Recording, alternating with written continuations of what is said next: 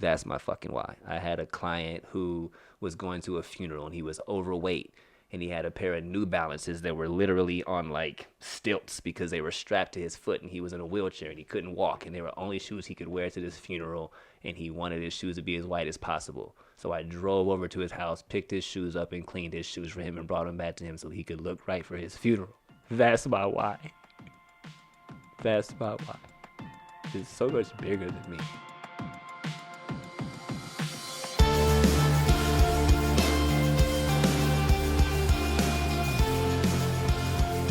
All right, what's up, everybody? Welcome to the show.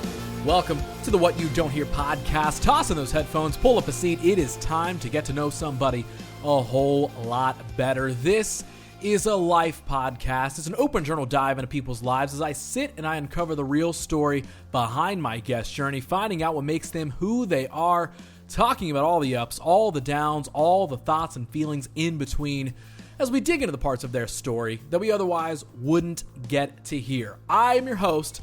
My name is Ross Tyson. I'm a creative of many kinds, a maker of many, many things.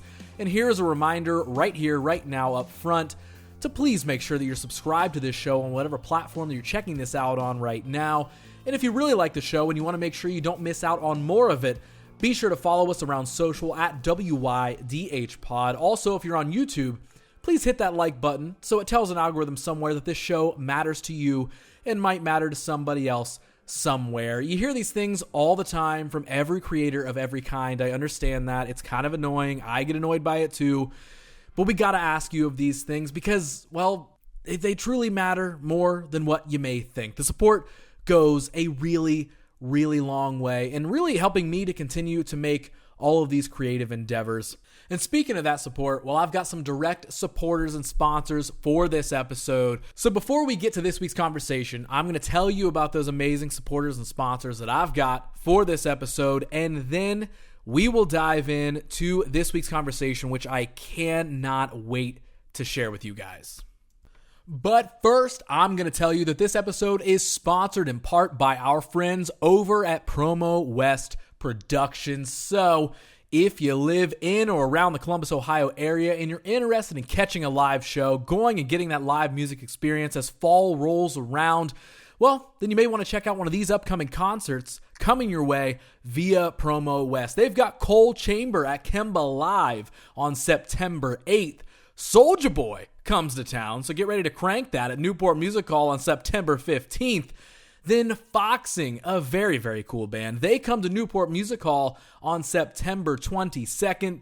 And then Airborne Toxic Event goes down at Newport Music Hall on September 29th. I realize that I just read the Airborne Toxic Event as if there was a genuine toxic event going down at Newport Music Hall. It's a musician, it's a band, folks. Airborne Toxic Event is their name. And they will be at Newport Music Hall. There will not be an airborne virus being spread on that day. At least, I don't think so. But if you do want to find out for yourself and you want to grab tickets to any of those shows or that Airborne Toxic Event, you can jump to AXS.com or, as always, for more information on these or any other upcoming concerts. If you want to find out who's coming to town and when, well, then all you got to do is jump over to PromoWestLive.com or just follow them online at PromoWestLive. All right, if you or someone you know is looking for a place to live, well, you may want to listen to this next part because this episode is sponsored by River and Rich. Located in the Franklinton Arts District of Columbus, River and Rich is that set of colorful buildings right there on Rich Street, and they want you to know that Franklinton is a real cool place to live. Now, River and Rich brings together quality apartments, desirable amenities, and a vibrant artistic community. They offer 1-bedroom, 2-bedroom, and townhouse-style apartments, all with open floor plans, oversized windows, and modern finishes. The amenities include a huge 24/7 gym, a heated pool, a fully stocked coffee bar, a secure package delivery room, pretty much everything you'd be looking for in a place to live. And it doesn't just stop at the building, because River and Rich embraces and connects with the art-filled Franklinton community around them, with local art and murals featured all throughout the building and the community itself. River and Rich is both a place to go home to and is also becoming a living piece of art in its own. So if that sort of environment sounds like one that you want to live in, well, you can. So go check it out. They offer both guided and self-guided tours, so you can go check out an apartment anytime. Visit their website at riverandrichcolumbus.com for more information. Also, check this out. Because you listen to this podcast, I might be able to help you get a freaking apartment, you guys, because for right now, new applicants can receive up to half off their security deposit if you use the code WYDH pod when applying. So again, for more information, please contact River and Rich. Certain restrictions might apply. Hop over to riverandrichcolumbus.com to get things going and go join the colorful life over at River and Rich.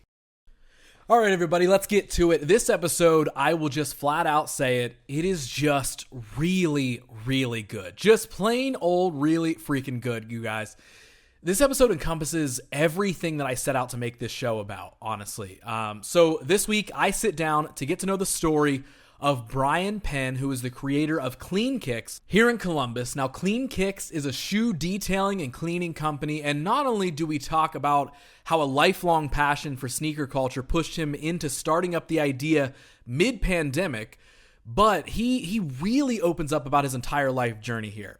From being born with eye issues that had doctors tell his family that he'd be blind by 7, to growing up without a father figure and losing his way as he turned into an adult, and even to go so far at one point in time being at his lowest and finding himself completely homeless.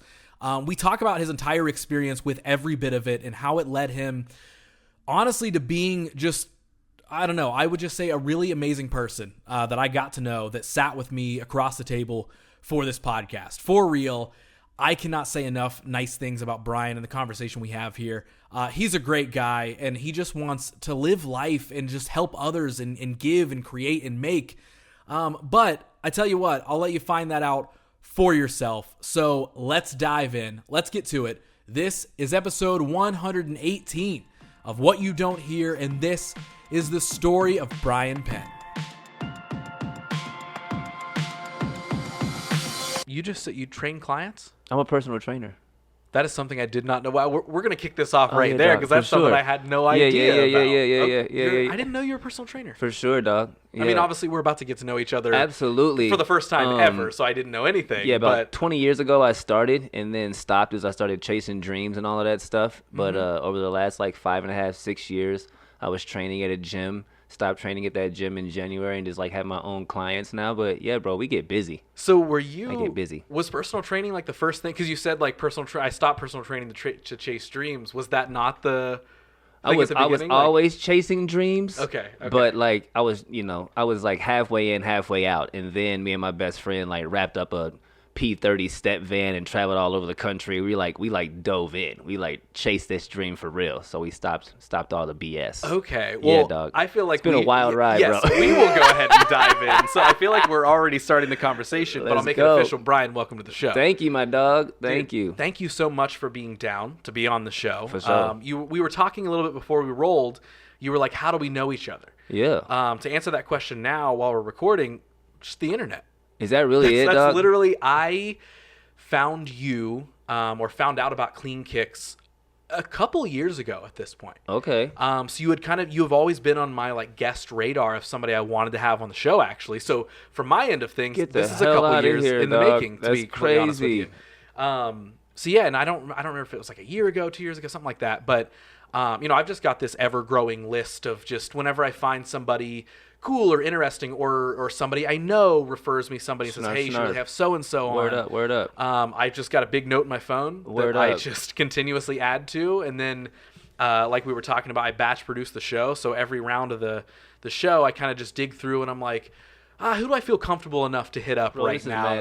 That's pretty much it. I'm so thankful. I was supposed to be here in March, obviously, but I got the frozen face Bell's palsy shit and had the day before I was supposed to come here, my face froze up in a business meeting. I ended up in the hospital overnight. That was crazy. Yeah. So I'm glad we've circled back, and I'm also glad that you're okay. That was so crazy, bro. That was so crazy. But yeah, man, blessed to be here. And actually, this is the first interview I've ever done in this capacity. I've never been interviewed in my entire life. Really haven't. And after my face got better, someone else hit me up and asked me to be on their show. And I was like, bro, I gotta wait because the homie Ross asked me first, and I had the frozen face. And I was supposed to go. I promise. I was Dude, like, I'm not. appreciate that. My first interview's gotta be with the homie Ross because he asked me first. And the homie, I'll be on his, and I'm not gonna say his name right now. I'll be on theirs eventually. But like, they totally asked me. I was like, nah, not till I knock this one out. Dude, I super appreciate swear it's that. true. Well, I want to start you off well. Let's then. go. Let's take the deep dive. So, I mean, I kind of. Like, obviously I want to dig into like clean kicks, but I also feel like you're kind of already cracking the door open of like all of these other things that you've done before. Yeah, man. I guess where I do want to start though is I just saw you. Tell me about the shoebox. So the shoebox is the same tour bus that my best friend and I wrapped up in 2008 for Be Honest. Over the last 15 years, that has been my tour bus for my band Label Me Lecter. Then it sat in the parking lot for 3.5 years. When I launched Clean Kicks in 2020, I was working at the gym still, and the truck was broken down in the parking lot. I was sitting at the gym one day training a client. I looked outside and was like, that needs to be Clean Kicks on wheels. I need to call that the shoebox. I have no idea how the hell I'm going to do this because I ain't got the money to do it, but it's broken down right now, but I see it, and that's what to do. So I went home, drew it up on Canva, created it, started showing it to my friends. They were all like, this is a genius idea. We got to get this up. Got a bank loan. You know, a year later, it's up and running and turned into Clean Kicks on Wheels. Interestingly enough, and this is just a business owner thing. Business owning is hard, man. It's a rough ride. I went to the park today, got a workout in the truck, took it on High Street, and the damn thing broke down on me today. Oh, of course. So we got it home, we got it back, but the truck literally broke down on me this afternoon. Wow. It's always something. Okay. I mean, I saw you did kind of like a soft launch event. We did. We invited all the the homies over to the crib for a private sneak peek. We called it. Had them come and check it out. They were blown away. It's unbelievable. Once we get it back up and running, it's crazy. I feel like crazy. That's also the classic case of like any band I've ever known who finally gets a van. Week one, it breaks down. 100%, it explodes. 100%, It's just done for. 100%. Now, before we dig even further, for anybody listening who might not know, the unanointed, or even to me to get an actual explanation, let's talk Clean Kicks. What is Clean Kicks? Lay it out for me. Clean Kicks is shoe restoration, shoe cleaning, ISO restoration, shoe painting. It is taking your dirty sneakers and making them look as brand new as possible. Inflation is crazy. Everything is up on the rise. Sneakers are more expensive. Everything is more expensive. So instead of going and spending $120 for a new pair of shoes every 3 months, pay $50 to get them cleaned, and now your shoes are fire. Now it's going to extend the longevity of them. You're saving yourself money, and why the hell would you not do that? Do you feel like since you started that, are you like super tentative of people's shoes?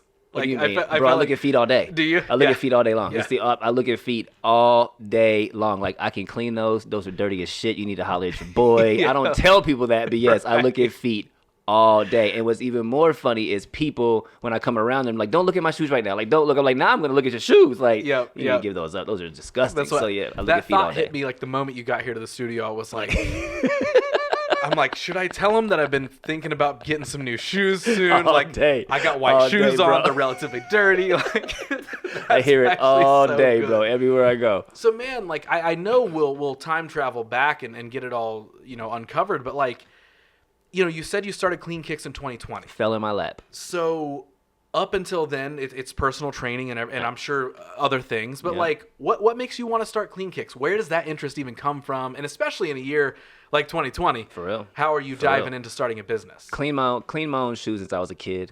I was that dude with watching Sister Act 2 in my bedroom with the door closed, cleaning with my toothbrush, trying to figure out the secret sauce to make my, one pair of shoes that were fire stay clean as I possibly could so I wouldn't get teased at school. So I've always been in the sneaker culture, always been cleaning shoes, my own, always.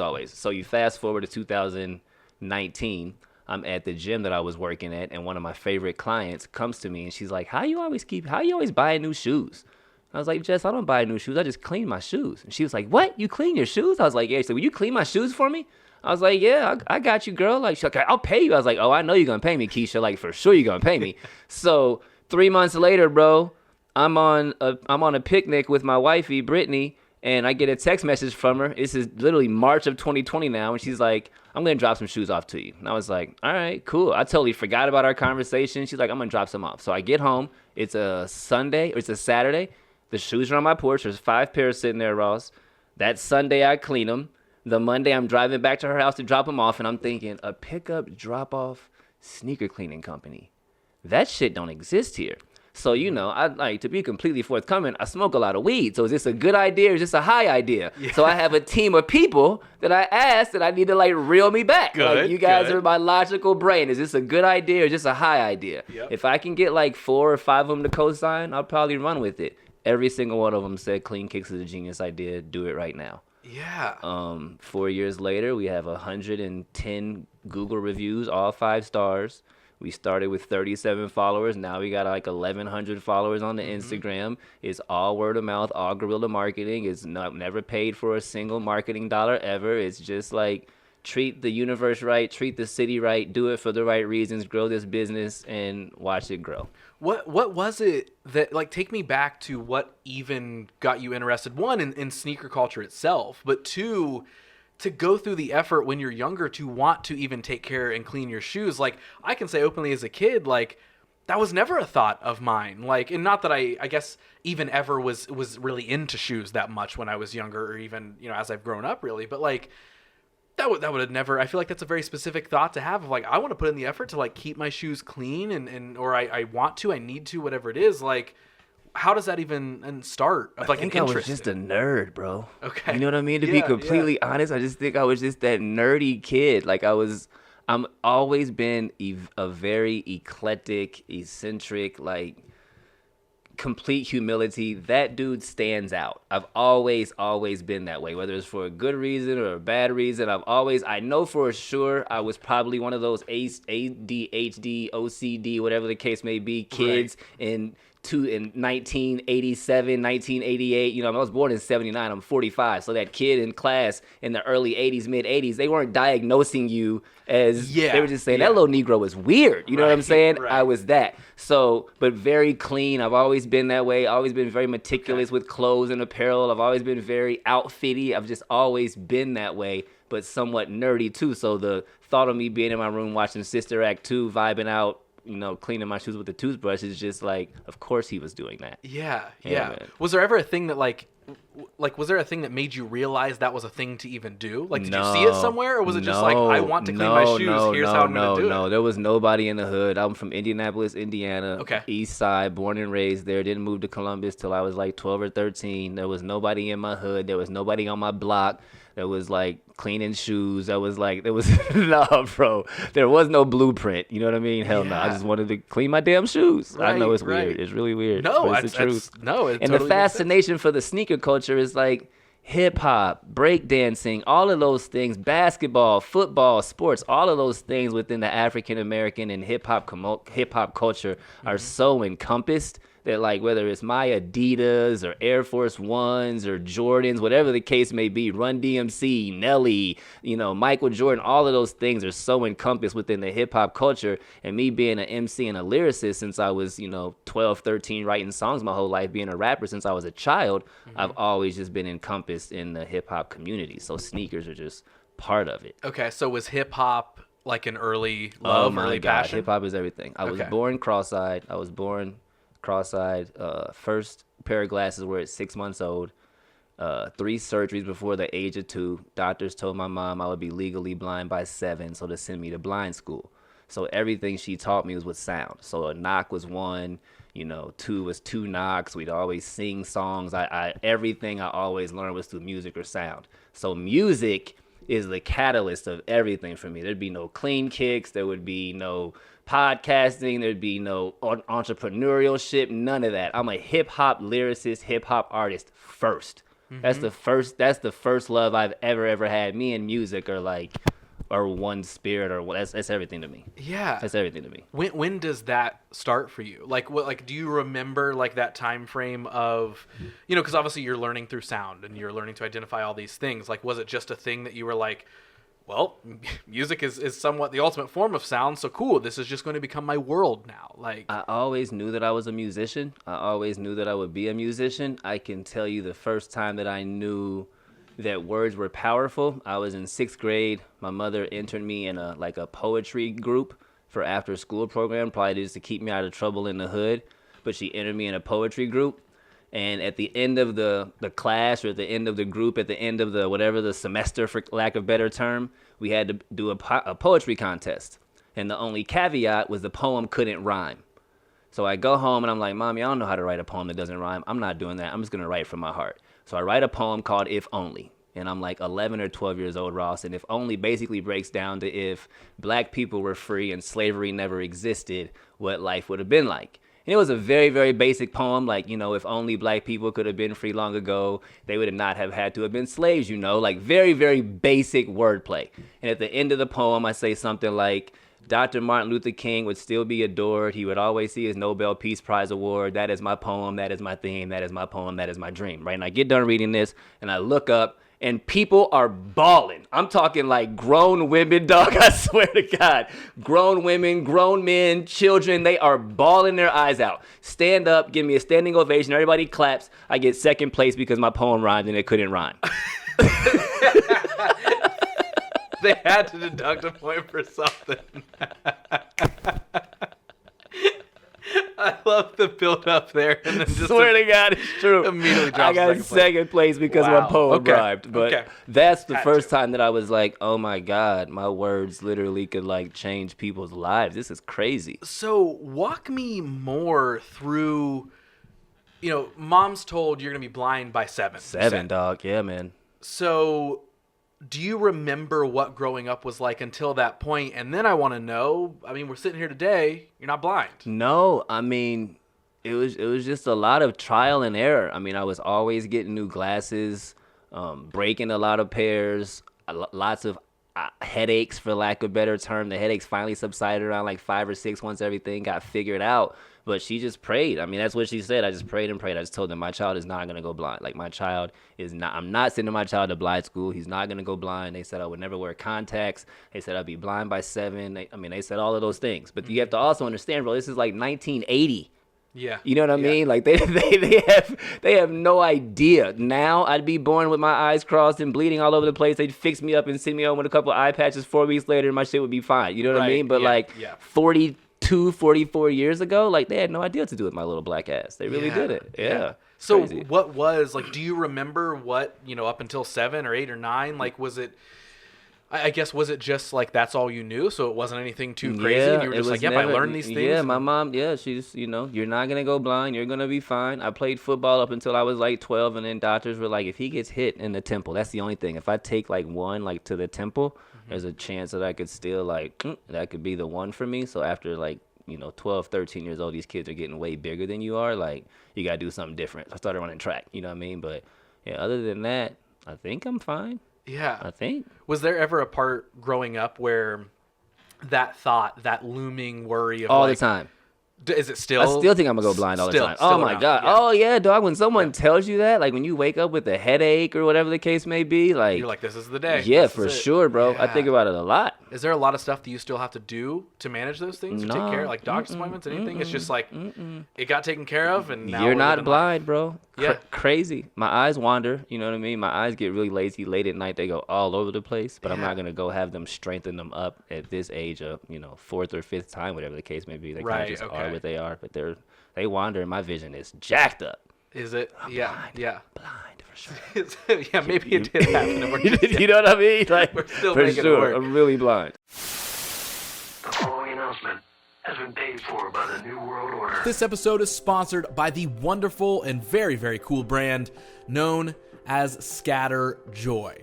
So let's talk mental health for a second, because mental health is now more of a prevalent topic of discussion than ever before. However, as awareness increases, so do the associated statistics with it. So while awareness is crucial, it alone does not drive change. And that change is where our new partners in the Scatter Joy enter the picture. So what is it? Well, the Scatter Joy Project is a local organization here in Columbus, Ohio, that transcends the role of a nonprofit. It's more of a movement designed to bridge this gap that people need to get help with their mental well-being. They're fueled by a belief in intentional conversations, raised voices, dismantled barriers, and enhanced accessibility. Its goal is to make mental health care just more affordable for everybody. They're down for the cause and looking to support, among other things. They, of course, sell apparel, with 100% of the profits funding their crisis text line, their own network they put together to help people find the mental health help that they need, and their very own therapy fund. So, whether you're looking to get some help, or you want to donate and help support the cause, or you just want to pick up a piece of their really rad apparel that all goes towards the cause, absolutely look into Scatter Joy. So if you want to find out more about them, you can just go find them on Instagram at The Scatterjoy Project, or you can find them online at thescatterjoyproject.com. This episode is sponsored by the Franklinton Market. Now, what is the Franklinton Market? Well, when I had a studio over in that area, there was one thing heavily missing, and that was a convenience store. Yes, I know that sounds strange, but honestly, the area was just a food desert. And that was until Franklinton Market came in and saved the day, and yes, they even brought snacks. Now, the market is located right in the heart of the Franklinton Arts District, right there on Rich Street, which also exists as a part of River and Rich, some other partners of ours, and they offer a unique shopping experience that's tailored to meet the needs of busy urban dwellers. Now, as I stated, they conveniently feature a variety of snacks, beverages, health and beauty items, last-minute grocery items, and of course, the awesome Go Meals, a local and freshly prepared line of sandwiches, breakfast, lunch, and dinner take-and-go meals made by Chef Micah. So whether you're a regular visitor to the vibrant arts district there or just passing through, be sure to stop by the store and discover the hidden gem of the Franklinton Market. They are open daily, Monday through Friday, 9 a.m. to 9 p.m., Saturday 9 a.m. to 10 p.m., and Sunday noon to 6 p.m. And you can follow them online for more information at Franklinton MKT. That is Franklinton MKT. And I cannot thank them enough for sponsoring this episode.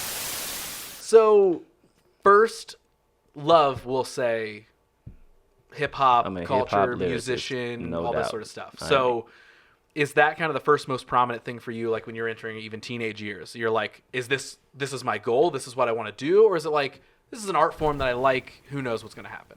No, it's a dream for so many people growing up in a neighborhood like mine. You know what I'm saying? That's just like the prototypical story. You're going to play basketball, you're going to the NBA, you're going to play football, you're going to be a rap star. And I grew up in the era of the golden, most dope hip-hop music ever. I mean, I didn't have a pops, you know what I'm saying? Like, that story of my dad left when I was little, blah, blah, blah, blah, blah. Mom raised 3 kids solo dolo. So to some capacity, dog, my older brother was a big jerk, so I wasn't, like, going to go ask him for direction. So I went to hip-hop music. So, like, Jay-Z and Notorious B.I.G. and Tupac and Snoop Dogg and Outkast and Scarface and all these motherfuckers, like, raised me. Raised me. You know what I mean? I get very emotional when I talk about hip-hop music because what it did for me, like, these people literally raised me and molded me. And to some capacity, that's a bad thing because they taught me how to womanize women. They taught me that, money and cars were way more important. Like, people that, that shit really, when you're a 13, 14-year-old kid and Jay-Z's saying, I got a main chick, a mistress, and a young bitch, you really like, I want a main chick, a mistress, and a young bitch. So, like, I ruined my first marriage, not blaming them, but not having anyone to be like, don't listen to these niggas. They're you know what I mean? They don't know any better. You know what I'm saying? So, like, to some capacity, it's a bad thing. But lyrically and growing up and learning all these cultures and learning how to put words together and create wordplay and become as dope of a lyricist as I am, like, that's because they taught me how to do that. So it's a double-edged sword, but they taught me everything. You know what I mean? Right. I mean, clearly it means a lot to you. And even the fact that, I mean, you recited that first, quote unquote, the poem that you wrote back in school. So it's like, it's locked in there. It's locked clearly in there, that bro. art form matters a lot to you. Like, For sure. Was that kind of like the first goal then? Or was it even was it just like, it was just sort of what my lifestyle was?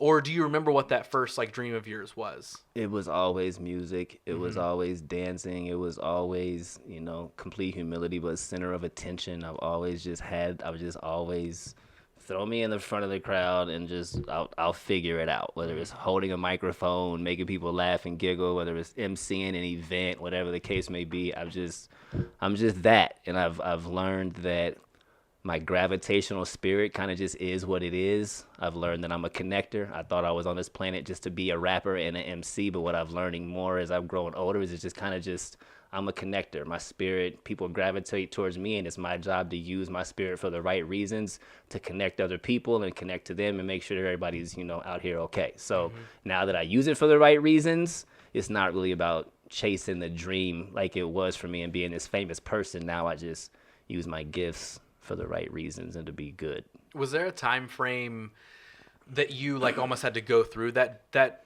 I'll call it like a disconnection of wanting fame? Like, 'cause I feel like to some degree, a lot of us tend to have that. Creatives just have that. Yeah. You can't help it. But then you go through exactly what you're saying. Like, I've went through the exact same trajectory of, for a while, you have like this dream, this art form, this whatever that you really want, that's going to be my career.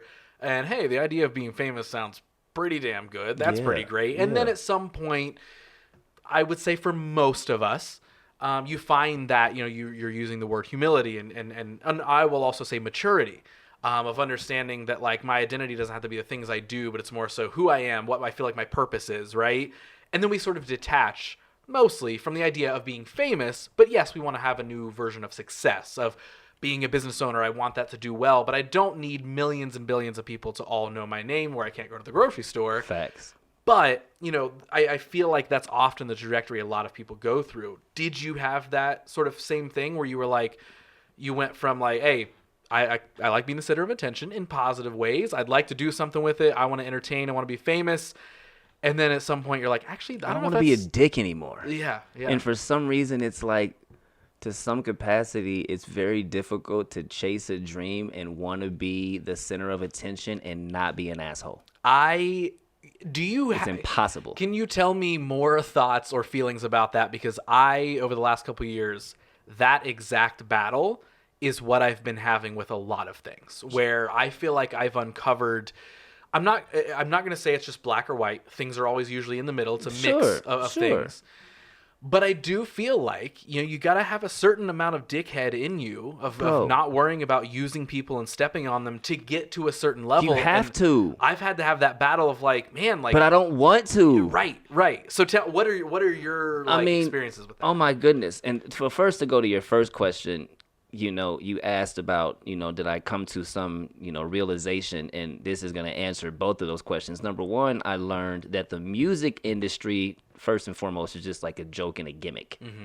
And when I realized that, it was like, I don't want any part of this. I just want to make music to make music. All of the gimmick and all of the shit that comes with the music industry, like, I'm not with that. Yeah. I'm not going to Diddy's house. I'm not hanging, all the stuff that it takes to make it. I'm not doing any of that. Mm-hmm. Secondly, humility, 11 years ago, I guess I'm 44, so 10 years ago, I was homeless, living in a garage with a broken down Mitsubishi Montero and treating people like crap and using them and stepping on them and lying and probably stealing money and all of those things, just being a horrible, horrible, deplorable human being.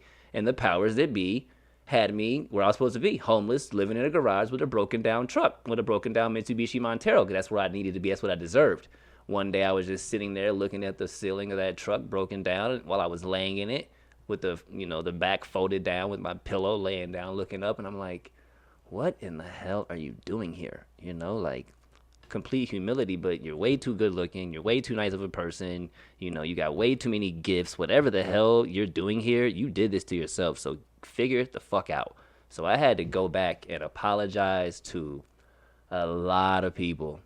I mean, like, look them in the eyes and like I am you right now. Like, I'm sorry, not for how you feel, but what I did to you. I'm sorry that I did this over and over. A list of people. I had to go back, and some were like, I knew that this is who you were. I knew that you were going to get here. I'm so happy you're having breakthrough. And some were like, if you ever call my phone again, I'm going to punch you in the face. And I had to eat that because that's exactly what they deserve to say, and that's how they feel, and they rightfully should feel that way. So I think it's a little bit of both. So humility is real, and that's what it is.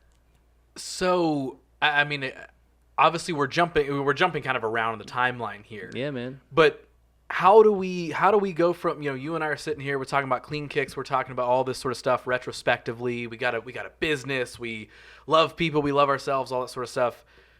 how's there a version of you that was homeless and living in a garage? Like, if you mind sharing how that happened, or what? It's just the truth. It's just the way I was treating the universe, Ross. Like, there really is no how. It's just like, what were you doing? And I was being a horrible, horrible person. And the powers that be, when you're doing that, sometimes need to say, go sit your ass down.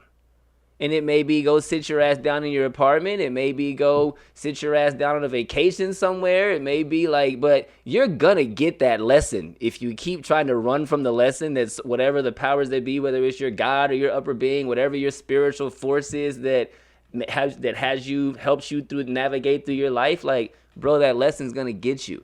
And my lesson was, because I was doing so much, cheating on my wife, sleeping with other married women, lying to like people who I called my best friends, blaming things on other people that was 100% not their fault, but I had zero accountability and gave no fucks about nobody.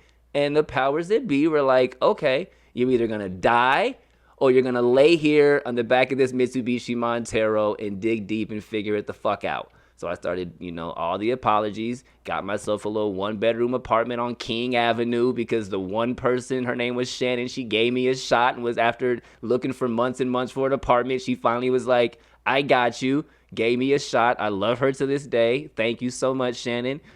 Changed my life, but just started, putting the pieces back together. Just started digging deep within myself. A lot of solitude.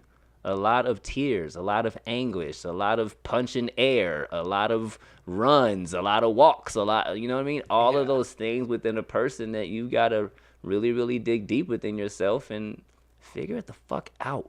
Yeah. It's a you problem. If all the things in your life are falling apart and every relationship is falling apart and none of them know each other, Negro, it's you. Figure it out. Mm-hmm. So I did. It's wild to hear those explanations of, again, just even the little bit of time that, we literally met for the first time today. And it's like a great energy. It's like I feel like you treat people like we've been friends forever, right? I hope so. And it's just wild to hear you explain a past version of yourself that acted in the opposite, though clearly these qualities were always in you. It wasn't just something you had to all of a sudden make up. Like, how do you just choose to be an asshole all the time? Right. Because it's comfortable. You know what I mean? Like, it's hard to be good. It is. Being evil and being mean and being selfish and being grumpy, like, that's a very easy default. It's hard to get the fuck up and be good to people. It's hard to get up at 4 o'clock and work your ass off. It's hard to get up and hold the door for people when you don't want to. It's hard to be patient in traffic. Like, it's very hard to be a good person. It's a choice, dog. Mm-hmm. It's a conscientious choice every day to say, I could be a dick today, but I'm not going to, because who the hell does that help? 1,000,000%. And the reason that I'm probably overcompensating on niceness is because I know that the evil is tapping on my shoulder at every second to, like, come on back, bro. It's comfortable over here. It is so easy to make that switch of just like giving up in whatever way that means, of giving up on just dreams and goals, giving up on people, giving up on being nice. Life is crazy out here, cuz. Yes. Especially now. Life is crazy. So, Can I ask what made you, and I wording this way for the question, I don't want it to sound harsh, you but good, like, bro, anything. What made you choose that easy route a long time ago? Like, what made you choose that easy route of, you know what? Screw it, whatever. I'm just going to be this way, and this is just what it's going to be. And to some capacity, you're young and dumb, and you don't know any better. Mm-hmm. To some capacity, you don't have a big brother or somebody to punch you in the chest and say, get your shit together. You don't have any role models showing you a right way. It's not like I had a father or somebody, not blaming that, but everything that I've learned it the wrong way. My brother was a horrible brother, so me and my younger brother are super tight. My dad didn't exist, so me and my daughters are super duper tight. Everything that I've learned from feeling it in a bad way, so being like, I'm never going to make somebody feel like that. But you still have trauma, past trauma, sexual abuse trauma, what's the word? Abandonment issues, anger issues. You're still trying to figure all this stuff out in your 20s, and you realize somewhere in your mid-20s, you're still mad about a lot of shit. You have a lot of hurt. So hurt people. Yep. Until, you're like, okay, I need to stop hurting people. It like almost hurts more to keep hurting people because now you're hurting people who don't deserve the hurt. Because you're hurt, you're bringing them down. And that's totally jacked up. And when I figured that out and when I learned, oh my God, bro, there's some awesome people out here on this planet that if you treated the right way, you guys could have an awesome relationship. But because you're hurt, you're going to keep bleeding them dry. Get your shit together. And was that time, you said obviously young, like was that time frame, obviously you lived in Ohio by that point because you said you moved to Ohio at 12, Like 92, 93, something like that. Yeah, Yeah. 1992, 93. And so you're now, now we're growing up in Ohio, we're becoming a young adult, and we're finding all these things start coming to the surface and overtaking our emotional state a little bit and our mind effectively. Yeah, man. What are you doing during that time? And I'm not digging for more like, tell me the dark stuff. I mean, literally in life, like, was there a new goal or a dream that you just couldn't achieve because you were kind of stuck? Or like, I guess, what was life like during that time in general? Well, I'm like running track in college. Okay. I met a girl when I was 19 years old. She was 17. She lived in Wisconsin. Fell in love. Moved to Wisconsin. Oh wow. Okay. Yeah, moved to Wisconsin. Ran track in school. We got pregnant at 20 and 18. So moved back to Ohio because there's no black people in Wisconsin. So you move back to Ohio. Now you're 21 with children. Had your second child at 23, you know what I mean? Now you're 23 and 21 with 2 kids trying to figure life out. So, like, it was a lot, bro. You know what I mean? Like, I had 2 children and a wife by, like, 24 years old. And no blueprint on what being a father is like. No blueprint on what being a husband is like. No understanding at all on what, like, relationships and love and any of this. Like, nothing. So, of course, I'm going to mess that up. While trying to be a rapper, while traveling all over the country, you know what I mean? That's where all the selfishness and just, like, what are you doing out here? I was just crazy, man. So when we say trying to be a rapper, traveling all over the country, what does that mean? What does that look like? Is that coinciding? Oh, yeah. Like you were touring as a rapper? Oh, yeah. Like, my daughters, once they were like, 6 and 4, like I said, my best friend and I bought the truck that is now the shoebox, wrapped it up, threw a stage on top, and hit the road. He threw it on his credit card, and we hit the road, traveling all over the country, Teen Wolf style, climbing out Vegas Boulevard, California, Miami. We went all over the country, like, rapping. Got a crazy following. Had a blog that was followers were absolutely. I mean, before blogs were even a thing, Ross, we had this Be Honest Invasion blog that was going bananas. We had no idea what we were even doing, but the numbers were just absolutely spectacular. That's what I'm saying, bro. Like, we've always just kind of been like ahead of the schedule, just a little bit. Like, what are you doing? Like, what are you guys even doing? We don't know, but we know it feels right, and everybody says this shit is crazy, so we're just gonna keep on going with it. We've always been like that. Yeah, that part of I don't know, but it feels right, I feel like is vastly important. So important. And even going back to like the fame thing that we mentioned earlier of like, oh, well, you kind of figure out somewhat, not in every case for sure. I'm not going to sit and be like, everybody who's famous is an asshole. Like, no. They are. But there's a majority. Like, they are. You got to do something, Did you do right? music? Do you do music?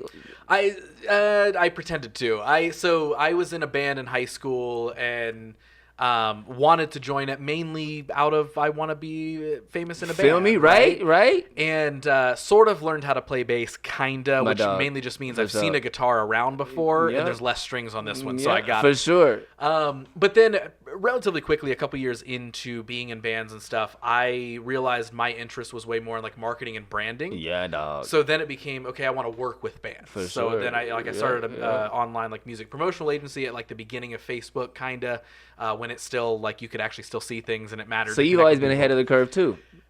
I will honestly say yes. You've always been ahead of the curve. Yes. Like, you know what I mean? Like, some people are just always like, you're just ahead of the curve. Like, for sure. Like, what is this dude doing? Like, that's gnarly. Like, what is he doing? Like, exactly. It's always been that thing where, again, like I will openly say, back, I was thinking about social media years ago how people are thinking about it now. Exactly. Now, I never found the way to crack the code for No, myself. that doesn't mean you weren't thinking about it. No. But I was thinking about it of like, hey, a self-brand, what does that look like? Hey, branding your product, your thing, your company, your idea in general. Your way. Yes, it matters in some way. And yes, I wasn't thinking about like, oh, we should make short form video and call them reels. Like, of course not. But like, I was always like, hey, you can make this stuff matter and take advantage of a lot of this. Whatever you're doing can look like that thing you're idolizing, kind of. My dog. And everyone else is kind of like, who cares, whatever. Okay, and then once the trend caught up, then it was like, we have to do this. And I was like, man, I'm already burnt out on that process now. I don't even care anymore, right? There you go. Yeah. You've always been ahead of the curve. That's And- you, for sure. And so for you guys, like, that's where you found yourself. Like, did you,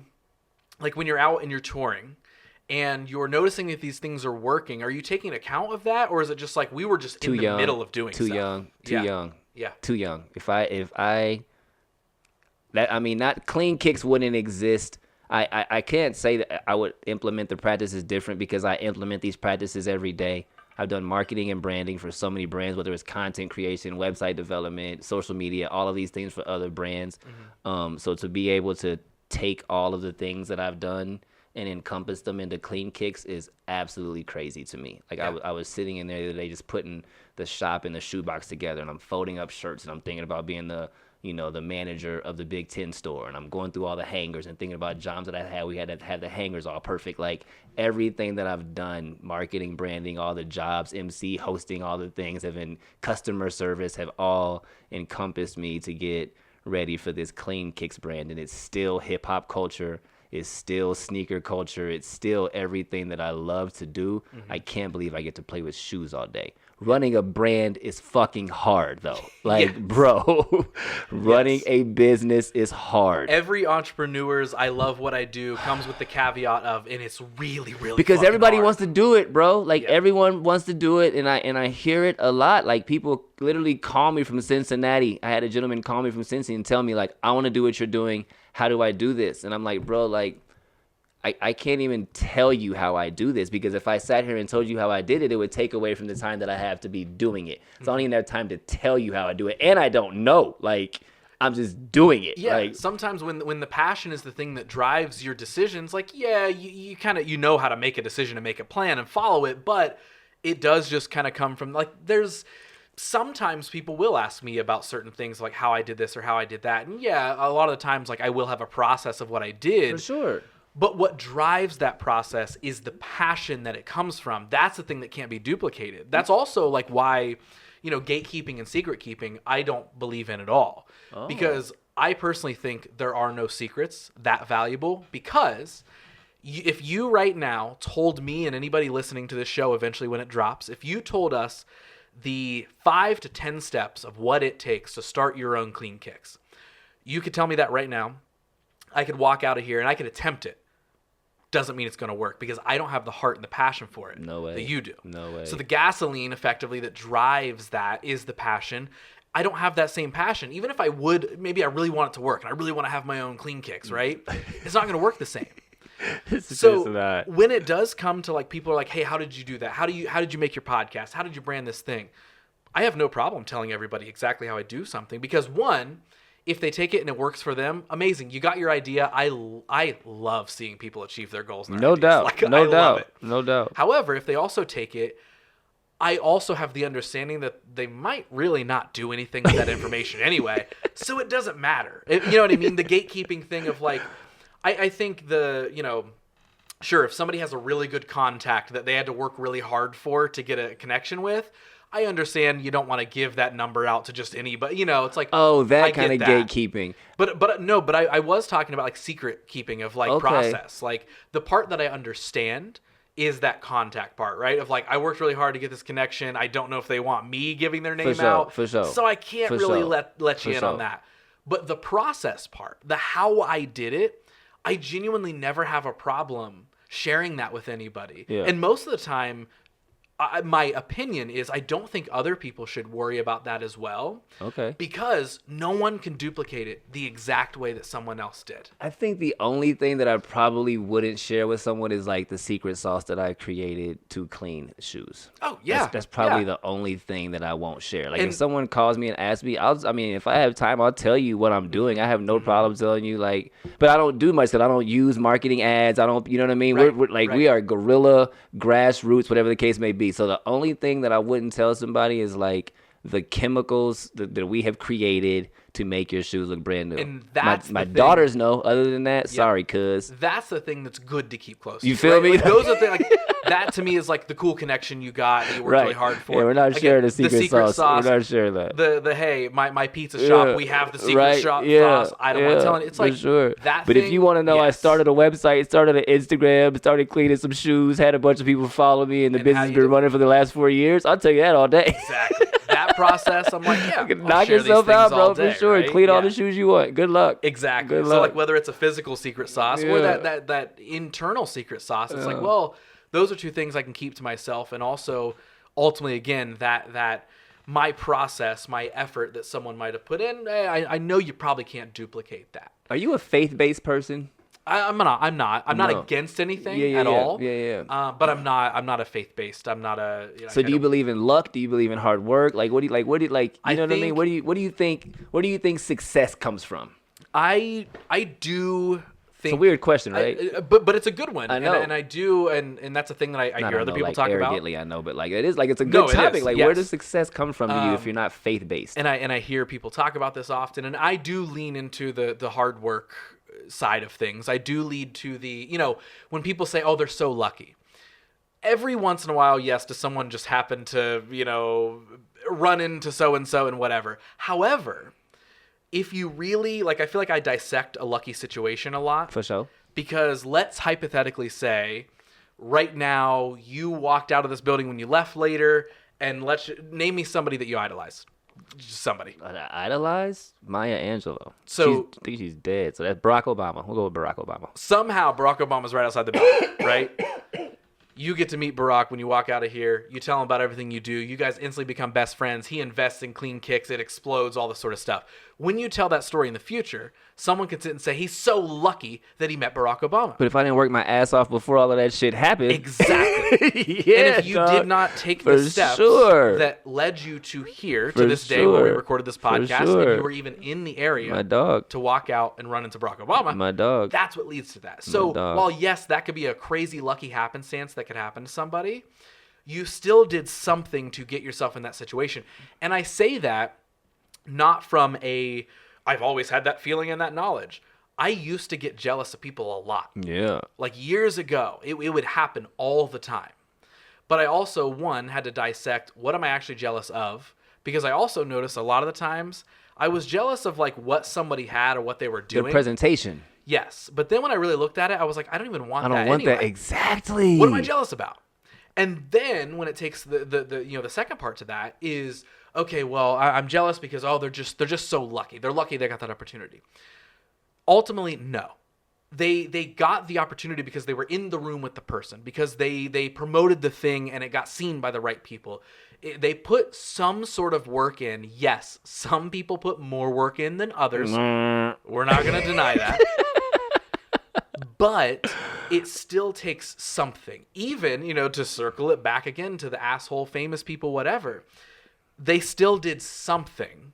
And whether that's being an asshole or not, they did something to cover the steps to get to where they are. And unfortunately, sometimes that's using and abusing people along the way. Isn't that wild, my dog? People like you and I aren't able to do that. I'm just not doing it. I can't do it, dog. I can't do it. But ultimately, it's like, that's the thing that at the end of the day, I can't sit and be like, oh, someone's so lucky or whatever.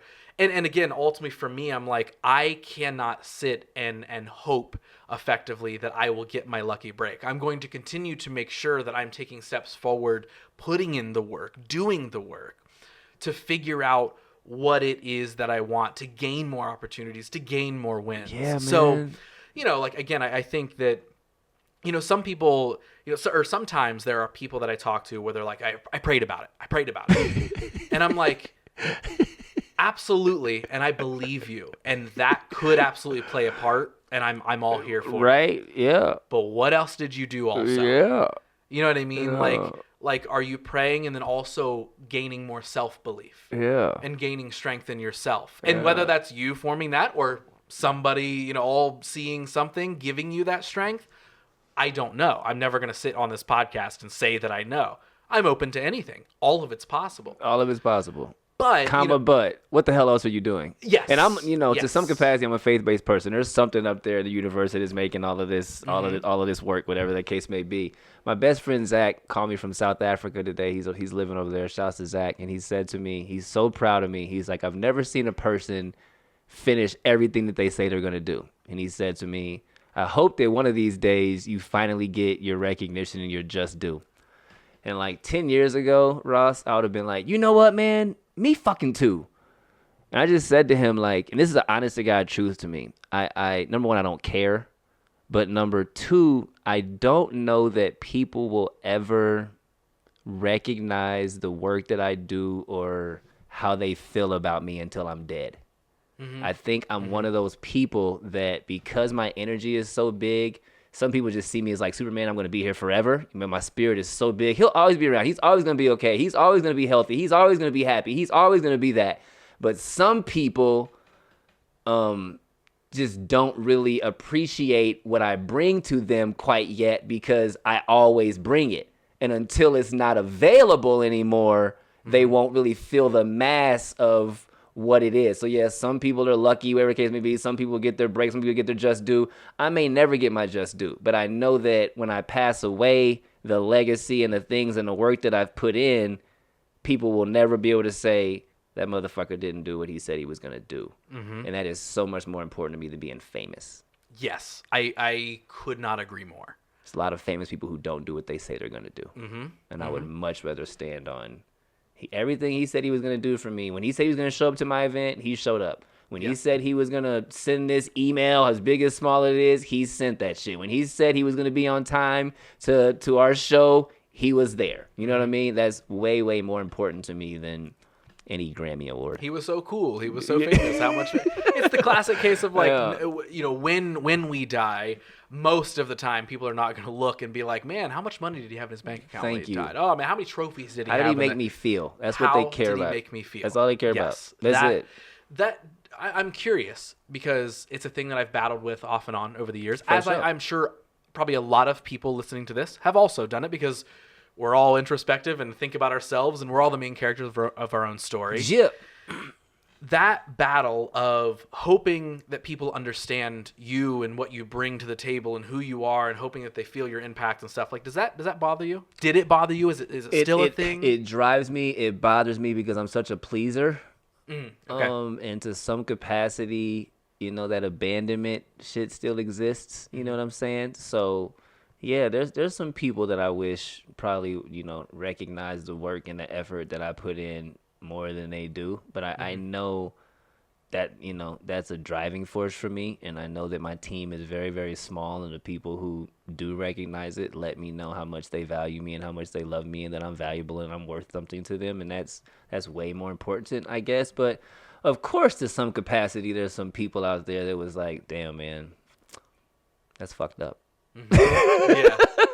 You know what I'm saying? But what it's made me do is not chase that shit so much more. Like, I'm not chasing you. Like, I'm not going to beg you to value me. I'm not going to beg you to be my friend. I'm not going to beg you to love me back. I'm not going to beg you to see me, because the more you do that, the less they even really give a shit. So now, like, what are you even chasing? You know what I'm saying? Like, do you feel like in that I don't know, the work, the struggle, the whatever, do you feel like you have been able to uncover the classic case of like what you were looking for was in you the whole time? Like the classic, like self-belief. I think I'm getting there. Basically. I'm getting there. I don't think anything is linear.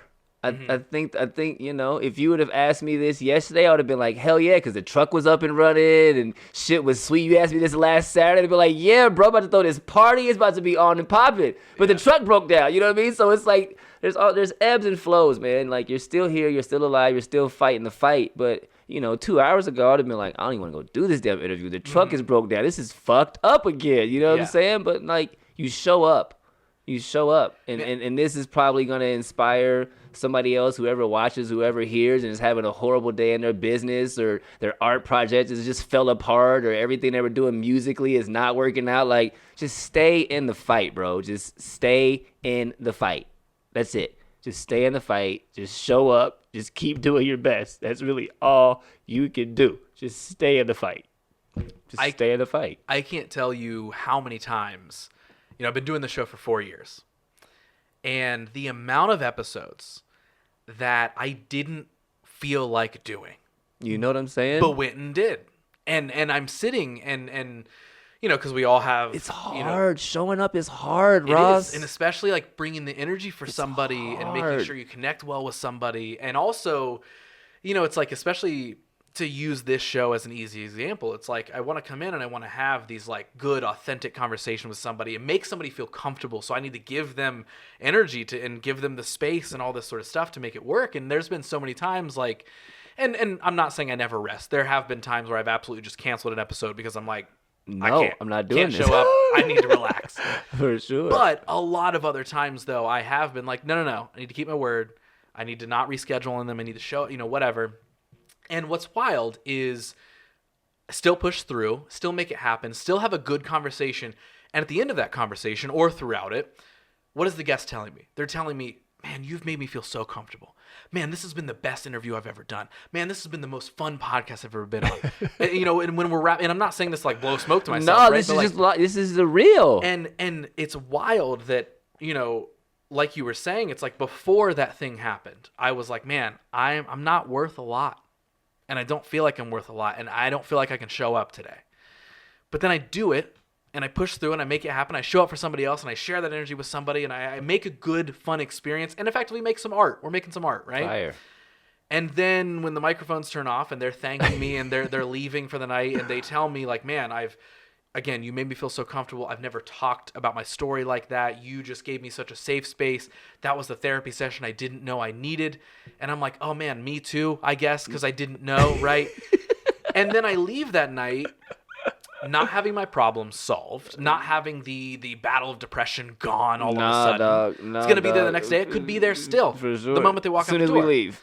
However, in that moment, though, it gives me something else to help with the fight. Snarf. Facts. Like, that's the thing. That's fair. And, like, it's like, had I not shown up, and, like, yes, rest is valuable. I'm not saying to just do things even when you're not feeling, whatever. But, like, pushing, there is a lot of value in, like you were saying, keep fighting the fight. Yeah, dog. And so many times it's been proven to me, again, with this show as the example. I'll wrap it up. I have that positive experience. And even when I go home that night and I'm like, well, all those problems I was really sad and upset about aren't gone. But, man, I had a good day. For sure. But to be completely forthcoming, I don't want to go too deep or know how much time we have, but I tell people all the time, Twitch from Ellen, who died by suicide, the dancer Twitch who ended up passing away. He was a break dancer. I'm sure I saw worked on Ellen's show and ended up passing away from suicide.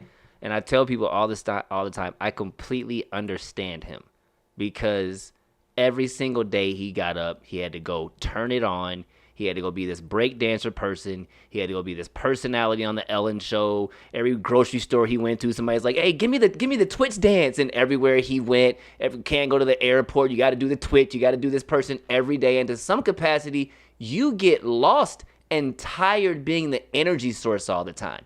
I know you understand that. If you walk in a room and you're just a little bit more down than normal, hey, Brian, what's wrong? You're not yourself today. Like, bitch, this is another form of me. Yep. Like, I'm not always go gadget. Like, sometimes a motherfucker just wants to sit back in the room and chill, but you don't have that because you're Twitch or you're Ross or you're Brian. So I can completely understand how one day you're just like, you know what?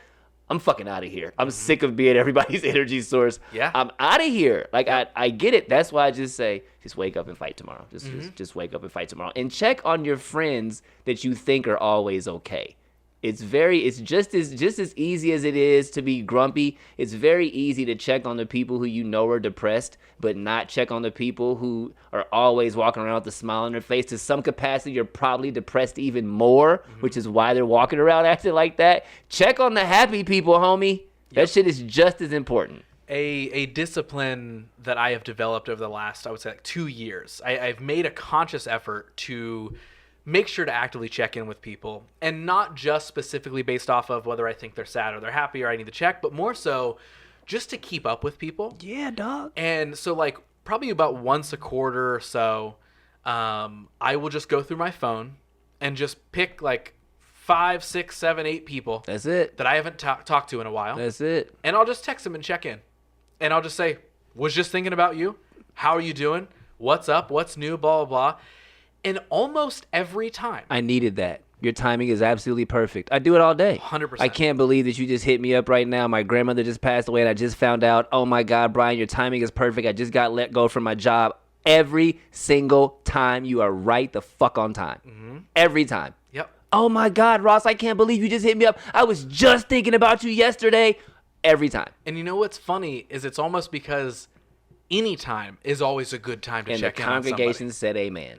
Like, any time. It doesn't have to just be. So I want to. Don't expect a response. Yeah. Just thinking about you, bro. Done. Yep.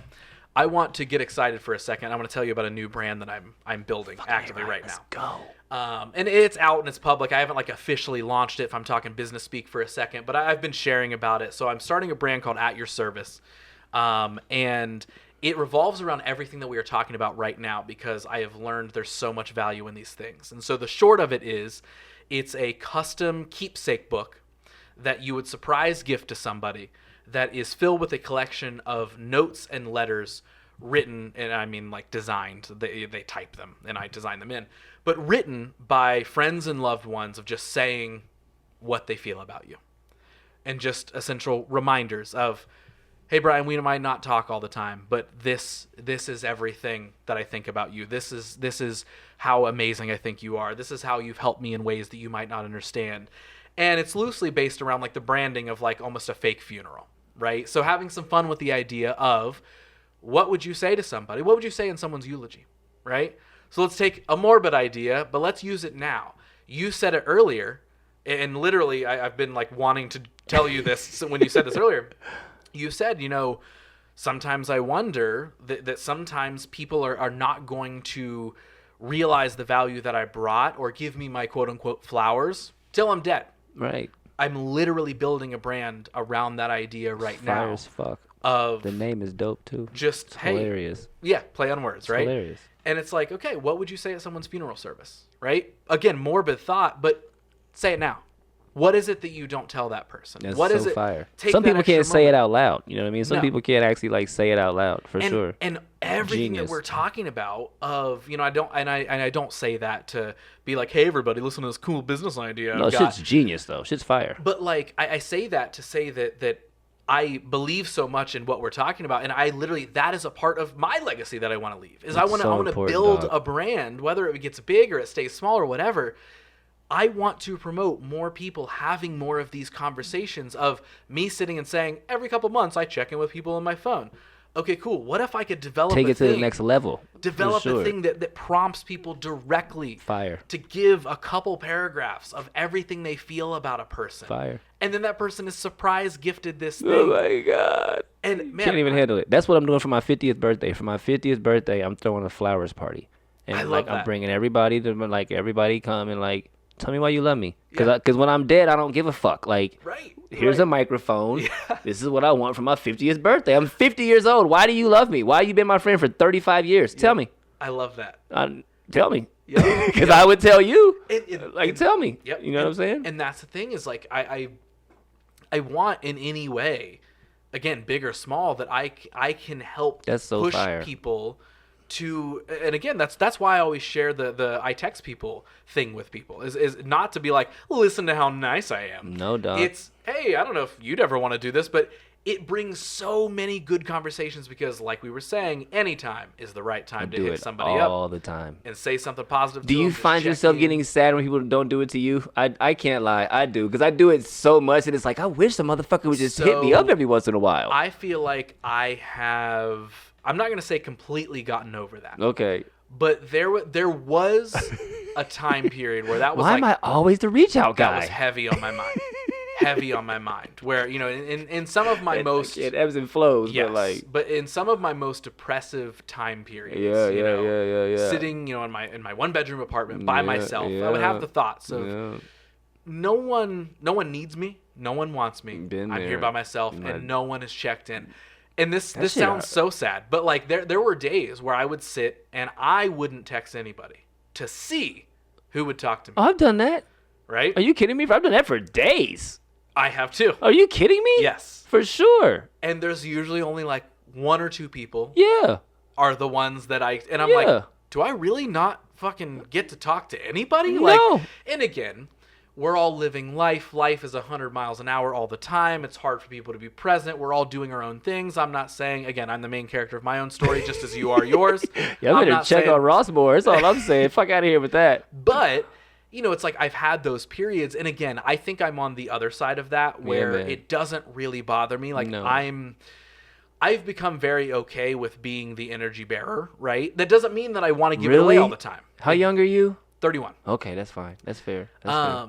But, you know, it's like I'm not going to sit and say that I'm okay being the only one that ever shows up for anybody. But I'm also, I feel like I've crossed the line of being worried if I get it back. Fair. I guess that's fair. We were touching on this earlier of like what it means to have self-confidence and build that up. I really think that I've personally cracked my code on self-confidence in the last few years. Of really, really becoming the most confident version of myself. And to avid listeners of the show, I am so sorry because I know I've repeated that a handful of times in these conversations. But, you know, I say all that to say it's been able to, it's helped me release a lot of that. That's beautiful. It's helped me release a lot of like, well, did somebody make me feel good today? And more, what did I do to make myself feel good? What's in my control? Yeah, what's that's in fair. my my power that I can do, right? I co-sign that. And sometimes me feeling good is making somebody else feel good. Facts. Right? So where most before, times, quite truthfully, most times. Where before I might have like made somebody else feel good and then been like, well, what do I get in return? You know? Yeah. Where then it slowly became, man, that made me feel really good. Yep. To make that person feel good, and that adds. That's a life changing thing. That changed my life for sure. Realizing benefiting other people was way better than like benefiting myself. That was a big switch for me for sure. Even in the form even in the form of quote unquote success. You know, that can look differently to everybody, right? We've got our cliche versions of what we think it is, but it looks different to everybody. And even now, you know, full transparency, you know, from a career standpoint, you asked me before we rolled, you know, what's your full-time gig, right? I told you freelance, you know, creative director, all that sort of stuff. And, you know, being self-employed for a decade now, you know, tons of ups and downs and all this sort of stuff. It's a struggle every month, pretty much, right? Every month starts over, dog. Yeah. Entrepreneurship, amazing. It's crazy. But, you know, this past year, openly has been the single shit's sweet out here. worst year that I have experienced in 10 years of doing this. I love that vulnerability, dog. Now, why is that? Is it rough out here in these streets for creatives? What's the deal? I think so. I think there's a lot of things at play. I think if I was COVID still fucking with people? I think it's just starting to, actually. You think so? Not to say that it didn't before. Clearly it did. But I think we're having ripple effects right now. To where PP money, company money, all that shit's running out. To make it short, you know, in business, when there's not budgets, what's the first thing to go? Social media marketing, creative director, 100% every single time. I lost every single social media client as soon as COVID happened. I had like 4 at a gym, you know, restaurant, apparel company, whatever the case may be. I lost every. They were like, we can't pay you. That was the first big, you know, there was a very direct thing that we could relate to why no one's hiring for anything. All right, we got this thing. Then things got restarted and back to normal and all that sort of stuff. Started getting grants. People started spending money again. Shit was sweet. And now we're a few years removed, quote unquote. Election year. Yeah. And so again, in this past year, I've never received more no's and I've never been ghosted more by potential clients. And I think it's, again, shit. 100%. And I wasn't trying to go political, but election years, just weird stuff is just going on. You know what I mean? Just weird stuff is going for sure. But I also, and this, you know, we don't have to go down this rabbit hole because it'd be another 2 hours probably just about this. But like, I just think that also culturally people are going through a shift where I really do. Because again, my surface level answer to that is, yes, people don't have marketing budgets. There's ripple effects from COVID. People are just now kind of finding out that they had some loans. They were able to stay afloat. It worked, and now they don't really have their stuff actually under control, so they can't hire for new things. That's surface level, but to go deeper. And surface level stuff of like the economy and, you know, everything's weird, right? Everything's weird. But the types of conversations, not to make this a conspiracy podcast. No, let's go. The types of conversations that I've been having in the last calendar year have been some of the strangest and honestly dumbest conversations that I've ever had with potential clients. I knew you. Oh my God, I couldn't agree more. And it's like stuff where, and I'm talking like, I'll give you a simple example, right? where like I'll send something in an email, and then they'll email back. Like cool, an I'll take RFP, a look at it. like Whatever. an RFP, like a pitch or something. okay, yeah, an idea, okay, whatever. yeah. And then they'll respond back. Cool, we'll take a look at it. Blah blah blah. A couple weeks later, or a week later, whatever. I check in. Hey, did you get to take a look at that? I never got it. But you clearly got it. With one client, I literally, because I was like, you're so fucking dumb, you need to know. That's the mean part of me. That's the mean part of me. I got him to bring it out. Yeah. So I was like, you know what? I was like, I'm going to screenshot the attachment. That's 2 emails up. Yeah, you're an asshole for sure for this one. I sent it. I love this about you. And I was like, hey, I didn't know. This attached on my end. I didn't know if it showed up on your end. But yeah, I sent it a while ago. Passive aggressive. It's there, right? Let me know. Their response? No, I didn't see that and I didn't say that, so we're not doing that. There's no way that was really it. 100%. 100%. Wow. And so while that's a person, that's not every single person. No. There's been a big lack of, again, this is underneath the surface level stuff, right? Yeah, so dog. we can blame it on whatever. Yeah, dog. There's just been a huge lack of communication skills, a huge lack of trust that everybody's operating with, and everyone's operating from the defense. That's what I've noticed in the last year. I co-sign that. Like, I feel like people are far... Fear. It's a fear thing. Yes. It's a fear-based thing Yes. for sure. There's a lot of fear out here. And no one's wanting to take chances. No one's wanting to take risks. And I don't mean, no one wants to pay me $50,000 to film a video. That's not the risk I'm talking. No. I'm talking pretty simple You gotta risks jump. here, right? You gotta jump a little bit. Meet me somewhere. And there's this very honest thought that I've been sharing with some other creative peers and entrepreneurs friends lately, and when I've just very candidly been saying that a lot of these people I've been talking to, it seems like the most courageous thing they ever did was start their business. Facts. Then they stopped. Facts. Then they stopped taking any more chances. Oh my God! If you only knew. And I understand that, because again, we could spend another hour talking about, we've been saying it, entrepreneurship is hard. But what we've also been talking about is we still grow through hard things. You got to. And so I know business is all about monetary gain and all this sort of stuff. I get it. Yeah. But what I really see when I'm talking to these people and they're disconnecting and they don't care about me wanting to collaborate with them and work with them. And yes, I want hired and I need paid. But it's more from I want to work with you. Let's make something cool happen, because Period. I'm going to try and help you. Period. That's the point. Period. And so when I met with closed doors and I met with a defensiveness, I can look at that and say, okay, you're not wanting to take a risk. While I can understand that, I also have to question why. And what do you believe is going to be the payoff of not trying to grow anymore? Wow. That's my honest assessment right now of a lot of business people that I have talked to in the last year. You think they're scared to grow? I think they are subconsciously afraid to grow. I'm scared to grow too fast. I have to be honest and say that. Like, if we started getting orders, like crazy orders for shoe cleaning every single day, I have somewhat tapered it down with intent, because we're a 1-man, 2-man, half a man. You know what I mean? It's That's intent. Yeah. That's intent, though. Oh, okay. There right? you go. Yeah. You know that, and you can verbalize for that. sure. Yeah.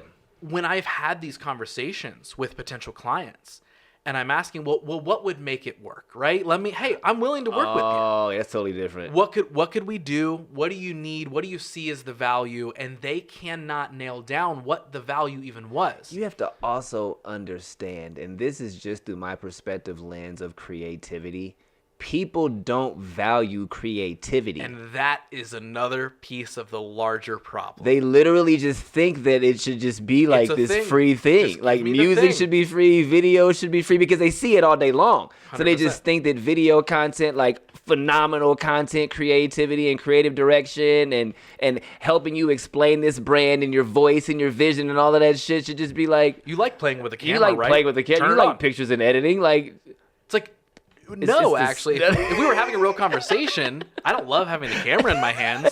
I love helping tell a story. That's what I want to do.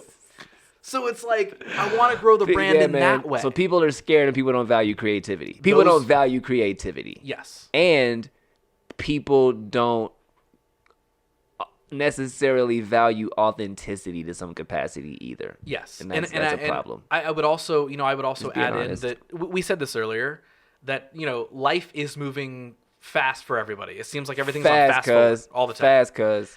So I think a lot of people are not making, like, that's why I say a lot of this is almost subconscious. Like, Cats are scared to get fired. Cats are scared to lose their jobs out here. Like, Yeah. it's wild, man. It's wild. And I don't believe that any, client that I didn't work with in the past year is saying, fuck Ross, he sucks. No. No. They're just saying, I don't even know how to take this opportunity. Exactly. So I I just don't have know to what say to no. do with you. I'm scared to fuck this up because if I do, I'm probably going to lose my job. The job market is crazy. Or I'm gonna if I'm the business owner, I'm going to go look under. for sure. I don't have the budget. I don't have $10,000 for this video content. Like Right. we're trying to figure this all out right now. And so that's not knowing the that the balance. $10,000 that you spend is probably going to improve your business vastly if you put it out and do it the right way. But it's With fine. intention, With right? intention. And any risk done with intention is probably a little bit less of a risk, I would say.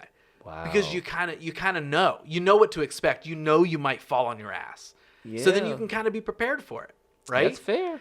And so it's That's like, fair. okay, I know I'm just going to take the leap. I don't really know what the ground's like down there. But I know I'm going to take the leap and I'm prepared. I don't to really know land. one entrepreneur who's absolutely quote unquote made it and not free falling at some capacity. Exactly. Like There's Phil Knight wasn't just walking around living sweet life for Nike his whole life. That motherfucker had to free fall a lot. And you got to mess up and you got to 100%. fail. You got to And eat a again, lot of shit. That's my other thing of Part like, of the prize, baby. even, because I do social media management as well. Oh, yeah. So when I'm talking to a client and I'm telling them like, hey, we don't got to sign a year-long contract where you got to, it's like, let's give it a shot for a couple months. Let's see if it works because let's take the risk. If it fails and does not work and you see no value in it, we're good. But I hate what ifs, which is also why I probably live the life that I do. I know that's right. Filled with about a I'm billion different things. 100%. Dog. Because I'm like, if something's interesting to me or I see potential in something or an opportunity, my answer to myself is, why not? fuck it. Why not? Fuck it. Exactly. That's it. And so it's hard to not want other people to operate that They way. don't because I'm- operate. No. The percentage Nope. of people who operate on the why not, it is probably an 87% why and a 13% why not world. 100%. And That's exactly what that is. Hey. That's all the math I know. Hey. But it's like, and again, I know somebody, a business person could be listening to this right now, and they're like, "You, dude, shut the fuck up. You don't know about budgets, blah blah blah." Trust me, I do. I do. I do. And I also know about fear. You know what I every mean? bit of For risk sure. assessment that I think someone should make, or that I personally make myself, I take those things into account. Again, I'll use the word again, intentional. I'm very intentional when I Facts. take a risk. Facts. Starting this new brand. There's another brand that I'm working on starting, right? To someone that could be like, why the fuck are you trying to start two brands right now when you just told me that business-wise you just had your worst year? One, because I want to be fulfilled and I like doing things that I like to And do. the congregation said amen. So I'm never going to stop or slow down doing that. Nope. But I'm also doing them with intention. I'm taking risks, but a planned risk. I'm sitting and I'm saying, okay, what's phase one of this business idea I have? What does it look like? Okay, how could I obtain that? What's the cost, right? How can I cover those costs? Can I efficiently pull those costs out of my pocket? Yes or no? If it's a no, okay, what else could I do, or how long do I have to wait? So there's still work to be done. Facts. My further problem with a lot of this client talk that we're talking about is most of them never have the we'll come back to this plan at some point. Oh, God, no. It's, I thought about it. It sounded scary. I'll never think about it again. For sure. Until I have no choice, and then I'm I need you backed to into save a the corner, day. I need you to save the and day. you gotta come And I need you to save the save the day. Oh. And most of the time You're when on someone fire right now. most of the time when someone needs you to save the day, they need you to save the day as cheap as quickly as possible. And the congregation said amen. In the video world, for example, the amount of people who have talked to us about hiring our video company to film commercials or whatever, and then said we can't afford it. We're like, hey, that's okay. I'm never going to be mad at somebody who can't afford me. That's fine. What's going to annoy me is the reasons why, right? Like what do you not think this is valuable for, right? What are we afraid of? And so it's like not having the money, that's fine. That's okay. I'm not going to tell you to magically come up with a budget for me. Like, no, not at all. I totally get it. But what has happened directly, step by step, they'll hit us up. We can't afford it, but we really, really want your creative. Well, sorry. I'm sure you do. Can't do it, blah, blah. I'm sure this is what it takes. I would love to do it for you. If I had billions of dollars, you'd get it for free, I promise you, because I just love making shit, but not enough to do it for free for everybody. Fuck no. So no. They say, okay, we're not going to do this right now. We're going to go a different route. That different route is much cheaper. They mess it up. Yep. They get what they pay for. Yes, they then do. Then they come back. Yes, they do. With less of a budget than they had in the first place. And less trust from whoever's in charge of the business. Yes. Literally. Because their first videographer just effed it all up. So now they're like. So now that has given them, that's what video is. Look how shitty it was. We paid $2,000 and that's what we got. Well, had you paid $20,000, you would have gotten something a lot better. Thank you. As long as the person making it doesn't suck. Thank you. But, then they come back to us, and this is literally a real-life example that happened. Facts. They come back, and they say, hey, those are super fucked up. It didn't turn out. We wasted our money. Thank you for admitting that. And now we'd have no video budget, so we'd love to work with you, because we do think we should have given that a shot. But now we have less money than we did before. Yep. And now the head of the company, the whatever, marketing directors, whatever, is apprehensive about this whole entire thing working out at all. Does not believe that we should put money into marketing and video right now. So I have no idea when we can circle back, but I'd love to if we can. Jesus. They effectively make larger problems for themselves by not taking that initial leap and taking that initial chance on something potentially working out. And I'm not saying 10 out of 10 times it's going to work out. Things can fail. Just like they did. They took a different type of risk. It failed. Now they have to reassess what they do. Snarf, snarf. But they're in a shittier situation than they were before. Yes, sir. But it's not up to the creative to come in and fix that mess. Captain Save-A-Day. No. And it happens a lot. I worked for many people, restaurants, whatever the case may be. They, hire bands or they'd have whatever the case may be, bring a videographer in. I have a team. I can bring my team in. They would mess it up. Want me to do social media work for you. We can't pay you right now. Then they hire somebody else for way less. Their social media is horrible. Then you come to me. It's like, so we don't have the budget that we thought we had, but we see what you're doing out here for other companies. Can we please just get you for, $300 a week for blah, blah, blah. I'm like, no, I'm not. Bro, I understand and I empathize and it happens. And I just think it's so crazy. There's so much value to be found in gaining a little clarity. Oh, that's beautiful. Gain a little clarity in what you want, what you don't want, what you're worried about. Tell me, if we're talking about you hiring me and you're like, I might have the budget, but I don't know, I'm really scared, blah, blah, blah. Tell me. Facts. Tell me what we're worried about going wrong. Give me the opportunity. Because I can work with that. Because what that is building trust. Facts. Cohesion, trust, teamwork, clarity. All of those things that are so, The clarity, and that's, that's an overused word on podcasts nowadays, right? No, it's good. But I think it's overused because it is so undoubtedly true that when you can find clarity in what you want, what you don't want, and I'm not talking business here, I'm also talking life. When you find clarity in who you are, what you want, what you don't want, all this sort of stuff, that is what helps build self-belief. That's what helps build confidence. Wow.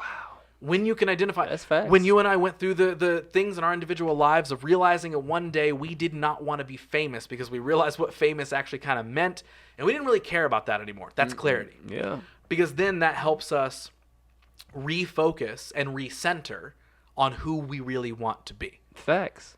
Like all of this to me, like what I feel like I've personally done and what I always want to try and help other people figure out is what you need and what you want is in you already. What do we need to chisel away to form that, to uncover that? I concur. Right? You can learn to believe in yourself. You can learn. It's hard. It's super hard. It's hard. Do you want to do the work or not? Period. It's a lot of digging, bro. It's you a said lot it earlier. Of digging. It is easier to say, fuck it. I'm not doing it. I'm going to be a shitty person. I'm going to be lazy. I'm going to whatever. I'm going to blame people. Yes. All that. It is so much harder and oftentimes less fun to put in the work because that leads into like enjoying the process and learning to do that. That's a whole other layer. You know what though, bro? I do challenge people to like and living the day, whatever the case may be. I have a new song I'm working on called The Right Nows. And although things with clean kicks right this particular moment with the shoebox or whatever, a little bit frustrating, we'll get through that. But like, I'm in the middle of building a brand with some of my best friends in the world. And I'm going to look back, 15, 20 years from now, whatever the case may be, and not even remember the time that the truck broke down or whatever the case may be, that small little shit. We're going to remember the fact that, like, we had a shoebox and we had a sneaker store in our garage and we were like, shit was dope. So, like, I really challenge people to make sure that they, like, smell the roses and take a second to, like, enjoy your breaths and all of those things. Because you're like, the breath you have right now is the last time you're going to have that particular one. So, like, really do your best. Tomorrow's going to come for some, not for every. Yesterday's already gone. So, like, really do your damnedest to enjoy what you are doing right now. Even the hard shit, because that is what is making you, molding you, as you were saying, chiseling away into the person that you are continuing to become. And we're not done until we're dead. You know what I mean? You're continually be prospering and growing until you die. So really do your damnedest to, like, focus on where you are right now. I'm having a great time right this moment. After this is over, we said before, I'm going to be walking home and being like, fuck, I got to deal with this again. But right this moment, shit's sweet. So be in that, dog. How much of this for you was, like, uncovered or built through becoming a personal trainer? And I guess my second part to that question. What do you mean? What was built? Like a lot of this understanding of everything we're talking about right now. Oh, okay. Yeah, right? Yeah. Like, was that built through becoming a personal trainer? Was it something that you unlocked and learned and then you were like, how can I help other people feel this way? No, that's always been in me. Okay. That's always been in me. Yeah. Personal training is because that's me. Being the musician and the lyrics that I write are because that's me. Clean Kicks and wanting to get back to the community, and the reason that we started Clean Kicks is because that's me. I genuinely value human beings. You know what I mean? I genuinely, my clients, when they come to me and they're overweight and they're down there type 2 diabetes and they have no idea how to work out and they want to be better for their husband or be better for their wife, whatever the case may be, and I take a picture of them and then show them themselves 8 weeks later and they can't even believe that they look like that after 8 weeks, and then 6 months later they look like this and they're doing a bunch of push-ups and shit, like, that shit is dope to me. My larger question, how did you become a personal trainer? How was that a thing that popped up, and what was the pursuit of that like? I was always super skinny. I ran track in college and was really fast, and everybody around me was so strong, and I was like, if I could figure out how to get strong like them, I'd be way faster, but I just didn't value working out. I was just fast. I didn't really care.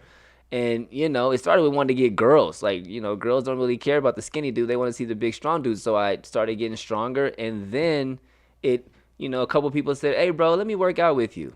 Like, you're getting a really good shape. Let me work out with you. So it started just like that. Like, homies were like, I don't know what I'm doing, but whatever you're doing is working. So that's really, truly just how it started for me. And then from there, it grew into, like, I kind of fucking love this. Like, I love helping people, and I'm very good at it. It's all personality. It's all knowing people. It's all knowing what makes a person tick. It's all, reading a person's body language if they're tired, uplifting them. It's just relationships. Anybody can figure out how to work out. It's on YouTube. You can know what to go do, but you're trusting me with your body. You're trusting me with your mind. You're trusting me with your spirit. It's not just a physical thing. A personal trainer-client relationship is so deep because we're investing so much time into each other that, like, you have to trust me wholeheartedly. Whatever I say is complete gospel. You know what I mean? So, like, if you're going to fall backwards, you have to trust that I'm going to catch you every single time, literally and figuratively. So, like, I don't fuck around about that. This is people's livelihood. So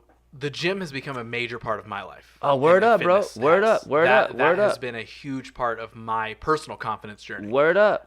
Started going in 2021 and went through the whole thing and struggled and did all this stuff. And now I'm like 5-6 days a week, sometimes 7, and I love it. Fuck yeah, you do. What that has turned into is I now am working on becoming a personal trainer. My dog, NASM or ACE, what are you doing? Probably NASM. Yeah, it's a hard test. Yep. So, for anybody listening who maybe is interested, and selfishly, me directly, what advice do you have for me? If I'm pursuing becoming a personal trainer, is it, hey man, overly study for the test because that's the worst part. You know how to work with people, that's fine. The test is stupid, man. Is the it? test is stupid. Yeah, it's like stupid hard or just like, oh, why did I stress about this? It's stupid hard, but to some capacity, it's unnecessary to me. Like you don't, if you know what you're doing and you know how to help people, you don't like. There's no place. You don't have to be a registered personal trainer to personal trainer. Like you literally don't have to be. That's another friend of mine who is a personal trainer who I asked a couple months ago. He was like, "I'll be honest with you. Technically, you could start tomorrow. You could, and it's fine. But if you want to do it, get certified for sure, depending upon your level. But like the test, just I'm not a good test taker. Number one, but number two, it's just like. You got to memorize this shit for the test, and you're not going to really use most of it. You know what I mean? The model is their OPT model, and it's cool to know those things, but you've been doing this for 3 years, 4 years on your own. Like, you know how to do this. You know what I'm saying? So, yeah, go pass your little test. Shouts to NASM. It's all cool, but, whatever, man. It's just a test. Yeah, well, hopefully that happens because I feel like I'm not a good test taker. I'm horrible. I haven't taken a test since high school, but I remember how bad it was, so I'm like, God, I don't want to take a fucking test. I will say I finished college at 40 years old. I went back and finished and got my degree at 40. First person in my whole entire family to ever finish college. Incredible. And my 18, 19-year-old ass was not ready. At 40, I was like, I was so much more focused and ready for all this shit. I was breezing through classes. So that's what I'm hoping. Your 31-year-old self, 10 years later, you'll be way more ready for that than you think you will. I'm hoping the fact that I know how to live life no now. Doubt, I think no I can doubt, focus no on doubt. building a discipline. You can study. It's just a lot of knowledge, dog. It's a lot of knowledge. Is there anything else in all of this stuff that we haven't talked about that you've done? Because I feel like we're similar in the sense of like, I could give you a list of about 30 more things I've done. Yeah. Is there anything we haven't covered of like, we talked about, touring and musician and love for music and starting Clean Kicks at least. Yeah. Generally, and in personal training and all that sort of stuff. Because I want to kind of really dig into Clean Kicks if there's anything else you don't want to cover. Go. Walk me through, we've touched on starting it. Yep. But like, what was that moment when it was like, I should turn this into a business, and here's how I'm going to do that? 100% dropping those shoes off at Jessica's house on that Monday when I was thinking to myself, this is a pickup, drop-off sneaker cleaning company. I've never seen it. Obviously started right in my living room, started cleaning shoes right away. Jessica hit me up and she was like, can I post these on social media? And I was like, I don't want you posting, tagging my personal Instagram like it's COVID and I'm broke out here cleaning shoes. So let me like figure this out right quick. So I went on Canva, created the Clean Kicks logo that still exists today, probably in 7 minutes, threw it up on Instagram.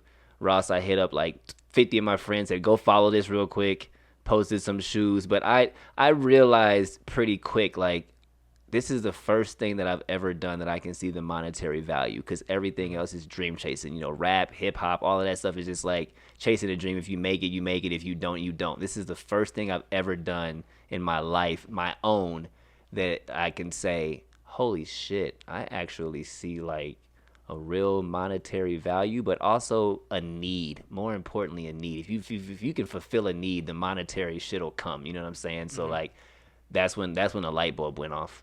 When you were doing that, were you, I mean, it was during COVID, were you like laid off at home? Were you working from home? Yeah, all of my social media clients had quit. Yep. The gym I was working at obviously closed down because they closed down all gyms. So we were doing like videos, online and like posting them, whatever the case may be. But yeah, there was no income. You know what I mean? There was like every client I told you, all my social media clients quit. I mean, they were just sending us the $600, whatever the case may be. And like, that was it. There was no income. So we launched this in 2020 on a straight whim.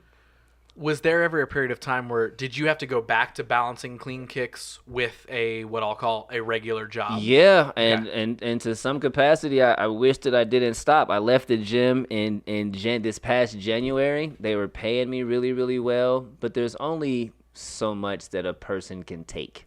You know what I mean? Mm-hmm. There's no price tag on peace of mind to me. Yeah. And I didn't have my peace of mind anymore. So I've taken a nice financial hit the last 6 months. But the caveat to that was we wouldn't been able to get the shoebox done because I put all my time into it. Clean Kicks is now up to 110 5-star Google reviews, which wouldn't have happened if I didn't put the time into it. So yes, financially, broke as fuck. That's just the honest truth. Chasing a dream, trying to figure it out, building a business the first 4 years in. Now you've taken on something else with the shoebox, so trying to expand the brand. That's just what happens. You know what I mean? But I know what I'm doing is worth it. I know when people are sending me, when people are calling me from California saying to me, we looked up ISO restoration, you're the first person that popped up. When I, look at my Google reviews and see that 2 people just left me a 5-star Google review today and yesterday who don't even know each other, like, we're clearly doing something for the right reasons, and keep diving into that don't give up quite yet type shit. You know what I mean? But of course, man. Yeah. What's the flow of, and I'm not saying give away a secret here, but what's the flow of business like for you of like, and maybe now, but I guess maybe even when you were really getting it started, were you hitting people up and saying, just letting you know I'm doing this now, hit me up for it? Or did it just naturally one after another after another? One after another. A few friends, I cleaned their shoes. They posted it on Instagram, but like none of their friends have like, I need to get my shoes because you did. It has all been guerrilla, grassroots. Nice. Homie takes their shoes home and somebody's like, who the hell cleaned those? Hey man, you clean my cousin's blah blah blah blah blahs. Or someone just happens to look up sneaker cleaning near me. It doesn't exist here. We are the first business. I know some homies in the hood that'll get your shoes pretty cleaned up and fired for you, but we're the first ones to create a brand with the logo and a website where there is no other one. You know what I mean? We're one of one. So when people look up shoe cleaning, sneaker restoration here, like, we pop up fast. So that's dope. But no, man, I mean, we are 100%. I have never paid $1 for marketing. Everything is word of mouth. Everything is guerrilla. Everything is hit the streets. I love that. That's exactly how we wanted it to be. I mean, That's our sneaker awesome. store is in my garage. We turned our garage into a sneaker store. Which looks so cool. It's pretty dope, right? It's pretty dope. Seeing all the pictures, I'm like, this is the coolest thing. It's pretty like, fire. Yeah. Well, we were shopping and everybody wanted like, $2,500 in 4 years, or like $4,000 in 5 years. And like, this is 2021. This may not even work. Like, we're not doing that. So luckily, my wifey, Brittany, 5 years, I love you, queen. We moved to a new apartment. They had a garage and a power outlet. And I was like, what if we just turn? And she was like, I fucking love it.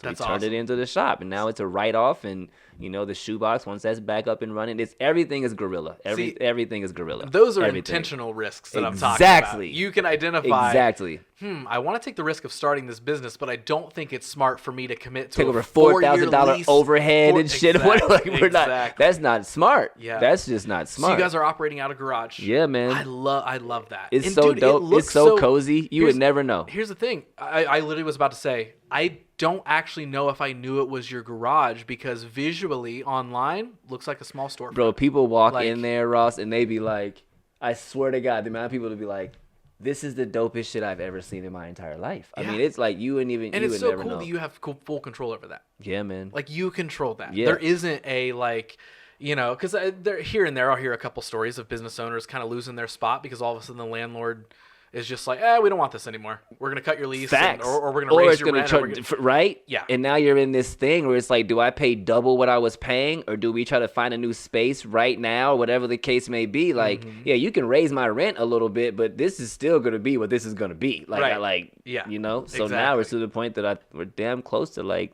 making enough money to pay the rent with it every month, which is that's amazing. Which is crazy. That's amazing. It's crazy. So we got the shoebox put together. Obviously, we're having currently at the time of us Life is recording li- this. life is lifing. We're Life is- reworking it. Yeah. What's expansion look like? You said expansion earlier of how you want to expand Clean Kicks and stuff. Like, give me the tangible goals. Give me the like big things that you're like, man, the dream is I want it to look like this, and this is how I'm gonna do. Like, what does that look like? What's expansion look in like? the perfect world, we keep building it grassroots. In the perfect world, the shoebox becomes the expansion. I'm not going brick and mortar. We want to take the party to you. And the shoebox can work in 3 ways. It can be a pickup drop-off. We want a partnership. We want to partner with local barbershops, local gyms, so they can offer this service to their clients. Like, drop your kicks off.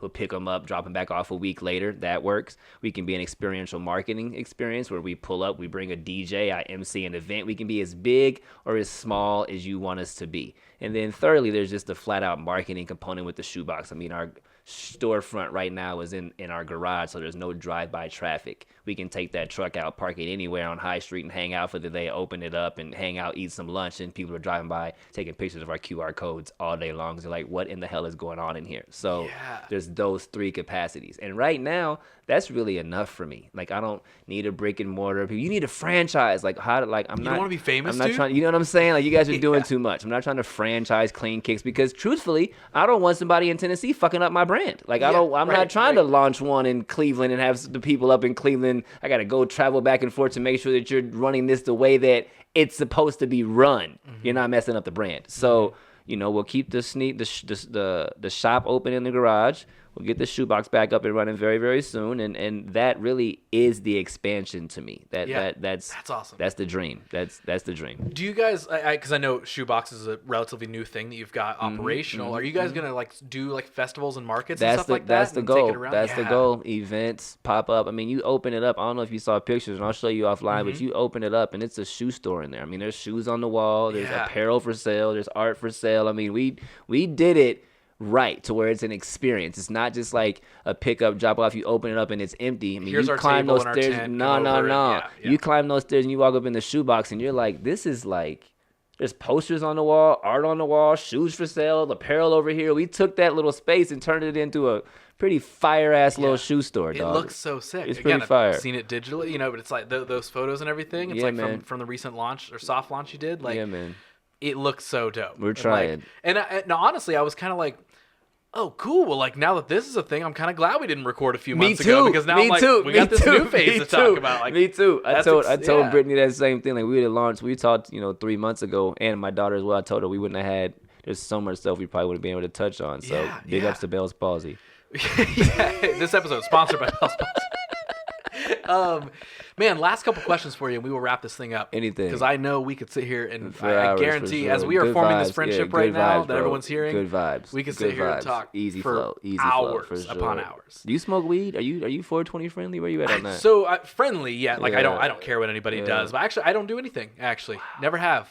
Still make people like you? I know, right? It's fucking crazy. Yeah, I don't drink. How do you drugs. live in this world sober-minded, Dude, dog? The amount of times I have been asked that, and You're like a neuter dog. You don't even know any better, I guess. Like, you don't even know what you're missing. I'm like, no clue. So, and that's what so many people are like, man, you're raw dog in life. And I'm like, yeah, so imagine when I'm talking about all this confidence and self-belief stuff, Yeah, the dog, amount of work there's no drugs. Not to huh? say that it's easier That's for anybody crazy. who does That's this stuff, crazy. But just, never have. Never have. But if you were sitting here right now, dude, I'd be like, yeah, fine. Yeah. Love the smell. I Great. love drugs. That's Anyway, your great. questions. Go ahead. I love drugs. Right now- Just mushrooms and marijuana. Only things you can grow. Yes, Nothing of course. crazy. Remember, sponsored by Bell's Palsy. Bell's Palsy. Frozen face. I would love to hear your answer for if you were able, and I'm not talking like butterfly effect, you get to change something in your life. I'm not talking about that. But more so like, if you could go back to any point in time in your life and you were able to share something with younger you, what's the advice you'd want to give? What's the thought you'd want to give? Whether it's a reminder, whether it's a something. I'm not saying like, hey, go back and tell them, at 13 to start clean kicks, unless that's it, But like, what's the real thing you'd want to share? It's gonna be really, really hard, but it's gonna be awesome. I know you're scared. I know you're frustrated. I know that you want people to value you, but soon you'll realize that shit doesn't matter. And just keep trusting life, man. Just keep chasing it. Keep going. But again, it's gonna be hard. No one said it was easy, but this is the life you chose. So figure it out. We've talked a lot about like self-value and what we hope or wonder that people think about us in this episode and battling that and everything. Yeah. If I were to ask you, are there any what's something about Brian Penn that you wish more people knew? That I'm scared. That that I'm scared too. That I'm not as perfect and as happy-go-lucky as everyone thinks that I am all the time. That I overthink and overanalyze as much as anybody does. You know, Ross, people just think I have my shit together. You know what I mean? They just look at me. I know that people think that. And I'm not like, self-harm by any means. I'm not to that point, but like I have a lot of fucking self-doubt. Like you know what I mean? I question a lot of things, you know what I'm saying? Like I'm a normal human being, and again, I think that's why people don't check on me because they look at me as this Superman figure and that I'm always going to be okay. But no, I cry a lot. You know what I mean? I cry a lot. Life is difficult out here, you know what I'm saying? Chasing dreams and all of those things like we said it's tough. So like, I'm normal. I'm a normal dude. I'm a normal dude. Looking back at your journey up until now, Yeah. whether it's business or personal, doesn't matter. Either one, you can pick. Yeah. What do you feel like the biggest lesson you've personally learned has been? Treat the universe right. Treat the universe right. And it'll respond. It'll respond. Don't necessarily wait for the response, but treat the universe right and it'll respond. And learn how to say you're sorry. Learn how to authentically apologize because you're not going to do everything right. You're going to fuck up sometimes, even if you don't mean to fuck up. It's okay. Just learn how to say, I'm sorry. And not just like, I'm sorry, but like, that's really, really important lesson. My daughter is 21. I have a 21-year-old and a 23-year-old daughter. And I didn't talk to my 21-year-old daughter for like a year and a half because she did something really, really foul to me. And I love you.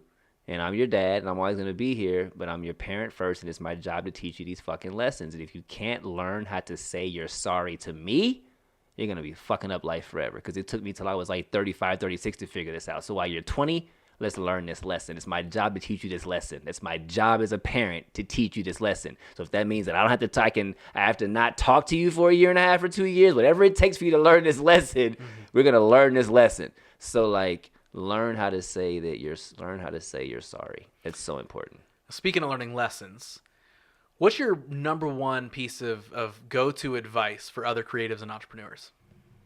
Someone comes to you and they're like, I'm thinking about starting a brand. I'm thinking about starting a company, chasing my creative dream, whatever it is. What advice do you got for me? The first question I would ever ask any entrepreneur that wants to start a business is, what is your why? And I need to hear your heart for that is. For what that is. Because if your why is because you don't want to work for people and you want to make money and you want to blah blah blah, then I would tell you, come back to me in 5 years when you have it figured out. Go get a job at Chase and come talk to me in a few years. If your why is bigger than you, if you could explain to me that your why is bigger than you, then I would tell you you're ready. Your why has to be bigger than you. Your why can never be self-absorbing. You can't do anything entrepreneurial or anything, big or brand wise or any of that stuff if it is for self-absorption. If you're still chasing fame, don't do it yet. What's your why? That's a great question, man. Besides why not? Because I actually thought about having this conversation before I even came over here, so I couldn't even believe you said like my why. I'm more of a why not than a why person. But so my number one, so my daughters can see that it's never too late. It's absolutely never too late to, finish something you start. It's never too late to change the person you are. It's never too late to do things the right way. It's never too late. But for me personally, my why is just to help. Like, I know that Clean Kicks is, a shoe cleaning company, whatever the case may be, but I've brought people to tears when they've got their shoes back because of the nostalgic value that they had. Their dad got them the shoes, and their dad passed away, and they've been in a closet for years and years and years, and they just wanted them brought back so they could feel their dad again. So we've brought them back and repainted their shoes, and they're in the shop bawling their eyes out. That's my fucking why. I had a client who was going to a funeral, and he was overweight. And he had a pair of New Balances that were literally on like stilts because they were strapped to his foot, and he was in a wheelchair and he couldn't walk, and they were only shoes he could wear to this funeral, and he wanted his shoes to be as white as possible. So I drove over to his house, picked his shoes up and cleaned his shoes for him and brought them back to him so he could look right for his funeral. That's my why. That's my why.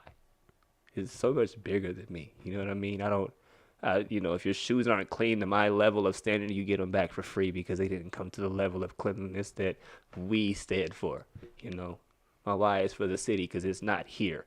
And you go to New York, you go to Miami, you go to California, there's shoe cleaning companies all over the place, but we don't have it. But we're a city that deserves that shit. We deserve to be represented like that. It's part of the hip hop culture. We should have a sneaker cleaning company here.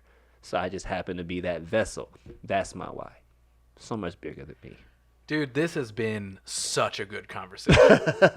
I cannot thank you enough for doing the show and sharing everything that you've shared. This has been we're walking out of here friends. I hope you know that. Yeah, for sure. For sure. Yeah, 100%. It's crazy.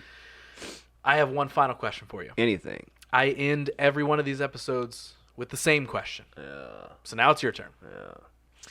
So right now we're going to play pretend, and I want you to pretend like everybody in the entire world is listening to you speak. So you've got a live mic attached to everybody. This is one moment you get to share one thing with every single person. What are you telling them, and what do you really want everybody to hear? That's so funny because if you asked me this 10 years ago, I'd be like, go to my YouTube and blah, blah, blah, blah, blah. That's so funny, man. Life is so funny. My perspective is so different, man. Just don't be a dick. It's really that simple to me. Just wake up every day and choose not to be the dick that I know you could be, and I know that you probably want to be. But if every single person just got up every day and was like, I'm not going to hate today. I'm not going to be a condescending, arrogant prick today. I'm not going to have road rage today. I'm not going to go shoot up that place today. I'm not going to do this, that, or the third today. Just for one day. Just wake up every single day. Just this day. Just don't be a dick, man. Just do your best. Just don't be a dick. That's really, I know that's probably that's crazy that he's talking to the whole universe and that's the one thing he's got to say, but people, stop being assholes, man. I love it. Damn it, dude. This was such a fun conversation. This was so good. So good. I had a blast, bro. Before we officially tell everybody goodbye. It's my goodbye. first podcast I've ever been on. How'd it feel? How'd it feel? It was a good time. We're wrapping it up. I've never been interviewed before. This is wild. This is gnarly. Fun? Good? It's a good time. Good. It's a Awesome. good time. Was Awesome. I all right? I don't know. I was just chopping it up. Yeah, I'll say it Yeah, again. This was such a fun conversation. That's fire. This was such a fun conversation, man. That's what's up. I do want you to share, though, before we wrap things up, where can people find See, Clean now, Kicks? now I don't even like talking about it. Now it's to a point I don't even like talking about where they can find me and shit. I'm so humble. Instagram at cleankicks.614, pretty much how it's spelled out, cleankicks.614. You really can't do anything. If you Google it, it'll pop up. TikTok is the same. YouTube is the same. Just Google Clean Kicks, man, and we'll pop up. We're pretty easy to find. Brian, thank you so much, dude. My man, I had a blast. We have officially made a podcast, your first podcast. We made it happen, man. Let's go. We made it happen. My dog. I appreciate you so much.